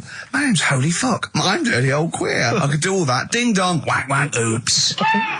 Steve reckons in ancient Greece, right, it was better to shag a bloke than a woman. And I went, well, yeah. I mean, that's about the male being sort of a first-class citizen. Yeah. Much better, wasn't it? An aspiration the to point sleep with a was, Karl, beautiful man than a beautiful woman. Women were lower-class citizens, Yeah. so therefore men were seen as higher class. So to have sexual relations with a man there was no shame in that. No. In fact, it was looked upon. And I as a said, good thing. well, you know, ancient Rome. I said, Nero, he'd sit in his big jacuzzi and he used to get, you know, pretty boy men to go into the water and just nibble at his testicles while he was having a wash. He didn't do that. He did. No. Yeah. And he's not a gay fella. No, well, no. I mean, you know, I don't know about Nero, but I mean, it wasn't a case of a big delineation between what was heterosexual and what was gay. It was just, you know, whatever you... So what did this fella do then? This one who's having his... Well, he was pretty much top boy, Nero, for a while. He was in charge. And, you know, and you did what you're told. If Caesar or...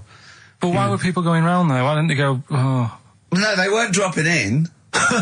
It wasn't like the door was opening. I'm just going to see what Nero's doing. It's not like when I pop in here to see you. Normally what would happen is he'd say, come back to my place, I got a book for you. Yeah. You'd pop in. But He'd come out in his pants. Elton John would be on. You'd have probably been like a delivery boy or a stable boy or something, you know, and you'd have popped round there and you'd have gone, there, right, Nero, there's the tablets of stone you wanted. And they go, Pilkington, why are you here? Pop under, I don't know why he's French. What is that? I don't know why he's French. Just pop under the water and nibble at my testicles and you'd have done it. Because he was Nero. I wouldn't. You would have. There's no way I would have done. Well, you would What have. have I done? I've dropped a pizza off. Yeah, you why put am I around to there? Nero's place with the pizza. Right. Right, I'd say I've done my job. Yeah. That's not the sort of tip I wanted. No, he'd have said, get the little baldy chap to nibble at my testicles, and you'd have done the what? I wouldn't have done it. No, Well, I put my head on the wall. you hadn't done it, right. No, I wouldn't have done Well, it. So. Can I just say this, Steve? Not only would you be nibbling his testicles, you'd have been going mad. You'd have been noshing him just for extra. You'd have been doing everything he wanted. You'd have been going, he'd have gone, I didn't ask you to do that. You'd have been going mental. They'd have been chewing, slurping, smacking, poking. You'd have chopped, you'd have gnawed his packet off. You think you're eating Walker's crisps. There'd be bubbles, there'd be flood. Oh, it'd be horrible. It's, you know, Karl's got a theory that Chinese people don't age well. This man was a Chinaman, right? And he was 120 or something. Yeah. Did you see a picture of him? Yeah, he's still alive. No, he's not. No, He's no, dead. is he not? No, He's he dead. died at 120, so... He said 120 or something, but makes you wonder. What makes you wonder? Well, because they don't age well. I think he's using that. What He's probably about 37. Oh, God! Honestly, we walk down the street, right, and we see an elderly Chinese person, Yeah. right, and Karl would go, oh, I just think he is. Yeah. Like, it's not... I don't understand this notion that Chinese people don't age Yeah. well. I don't know where this has come about. No, I mean, I'm not having a go. No, right? of course not. I never want anyone to think I'm like having a go at them. But they are really good looking and they're healthy and that. Till they're about... I've never seen one, right? Can you scared now. Can you tell me if you've seen a Chinese person who's about 30? It's either 20 or 50. There's no middle ground. This is what I came back for. This is 2 hours of absolute drivel from the brain of Karl Pilkington. Let me just check something. So the Chinese gentleman who died recently was 130. Your theory is your theory is that he's maybe in his late 30s, early 40s. Yeah. This is an elaborate conspiracy on his part, because obviously whenever they talk about the oldest people in the world, it is always a Chinese person. Yeah, invariably. they do, yeah. I mean, they seem to win that every year. Go on. So your theory is that in those small backwater villages in China... Ross McWhirter comes to a little village. they go, the Guinness guy's on the way. He goes, well, until recently, the oldest person in the world, how old are you? And they're so embarrassed, because they think they look about 120, they go, 120, they go, really? They go, yeah, can I have his birth certificate? No. In fact, I think this Chinese bloke it wasn't verified with the Guinness Book of Records, because he didn't have his papers. Didn't have his papers, no. So... Is this the same one or a different fella I think it trying might it be on? the same guy, I'm not sure. Trying it on. So there's a huge conspiracy amongst these Chinese villages that every when time... you get to about 50, say you're 70, because no one will believe us. Well, if you can confirm or deny that, then please email in ricky.gervais@xfm.uk. This is the Racist Joe on XFM 104.9. Call in if you're anything less than a little mank. The Jamaican fella would love to live there, Go on, but it's a little bit pricey, go on. right? That What was the initial? DS. Deer Streets. Right? What? It's a deer street to live on. Deer Streets, oh yeah, I haven't heard of them. Are they a band? That's Dire Straits. No, it's not Dire Straits! It's not Dire Straits! I'll say- Deer Streets! The Jamaican fella Go would on, love to live go on, there. make it sound like that. Like Deer Streets. Deer Streets. Do it again, no, it's still not, keep going. I haven't got it yet, go on. Deer Streets. Deer Streets. They got that one as well, so... All right, well, let's hear the one they Can didn't I get. do an impression of a Jamaican fella saying Dire Straits? Right. Dire Straits. The first It's not one the same! did a little pirate radio show from the... got kicked out because they found out, and apparently I put the station at risk because all the stuff could have been taken off us. But from Little Acorn, 16 years later, he's on a show with less listeners. Yes. Brilliant. Can you imagine if you've gone into hospital, you're already pretty depressed, there's the fear of these super bugs in the hospital. Yeah. Maybe you've got some quite serious illness, you know, you don't know if you're going to make it. His voice is what you hear to cheer you up. All right, weird, isn't it? I saw a programme about a parasite the other night. Yeah. Apparently, they get in through your eye and eat their way up through your genitals. Anyway, You here's think you've got it Radiohead. bad? Yeah, exactly. Play a record, Karl. Stone Roses, yeah? Oh, Fool's Gold. Classic. All he saw was the name of the band that this email was promoting. So all he saw, all Karl saw, and you can imagine how excited he was all he saw was half man, half biscuit.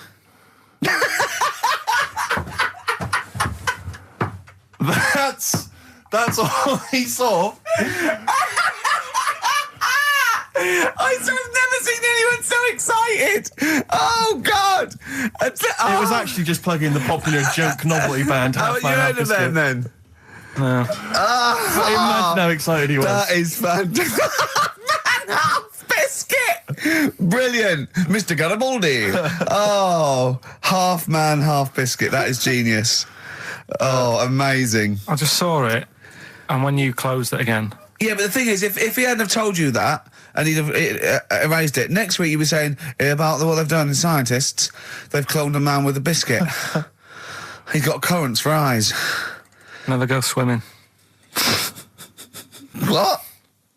Never Okay. go swimming. Bong! Dwarf to live in a glass box. Dwarf to live in a glass box. Yeah, it's meant to be art or something. It's not though, is it? What? Meant to be art? Why is... Yeah, well, whose idea is this? Is art, or is it someone hired a dwarf to live in their box? It's just a box, and he can even leave when he wants, apparently. He can, like, go, I'm hungry, I'm going for a walk, and he puts a little note.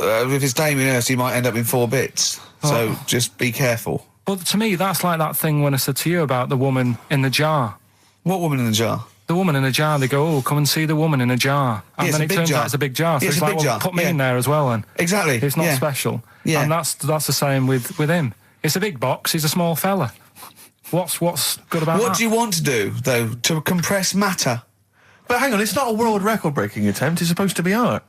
No, what's art about that? Well, I'd like to What's try and that justify about it. that? Oh, can we do a show for BBC Three? Karl Pilkington going around, what's art about that? Yeah. That is brilliant. What's art about that? I'd love that. Would you? I'd love that. Me and Steve were going to do a thing called Is Art Rubbish, where we'd go round and we'd chat about it. Yeah. But we can hand that over to you if you want to do that. If anyone from BBC Three is listening, Karl Pilkington, what's art about that? All right? Weird, isn't it? And what would you go around like Sensation and things like that and Saatchi and go and... Dali and that. You put a sheep in formaldehyde. What's art about that? Our butcher does it. All right. Weird, isn't it? Don't believe a word. Thin Lizzy on XFM 104.9. I'm Ricky Gervais, with me Stephen Merchant, and over there Campbells. Is that your impression of me? Yeah. Yeah. Yeah. The rock one's better. The rock was... Yeah, you shouldn't try and be a DJ. Yeah. Yeah. Growing up with Diano Tuesday night. Carl reckons the gays go out late. Yeah. He played, his favourite song is The Killing of Georgie, right? And he went, yeah, but would it have happened if he'd have been, going out a bit earlier? Yeah. Well, no, fair point. Yeah. Is that song time specific then? No, but he reckons he probably got, because he was out late. Oh, right, okay. He said there's one that works here, sometimes he doesn't go out till midnight. But, Dick's son, yeah, he was a barber. Barbara Dixon, right? Dixon, well, again... Barbara Dixon. Right, Her name wasn't Barbara Dixon, was it? So, that's that one. Did Ronnie Corbett ever say, ladies and gentlemen, Miss Barbara Dixon? Second No, one. he never did he? He never did.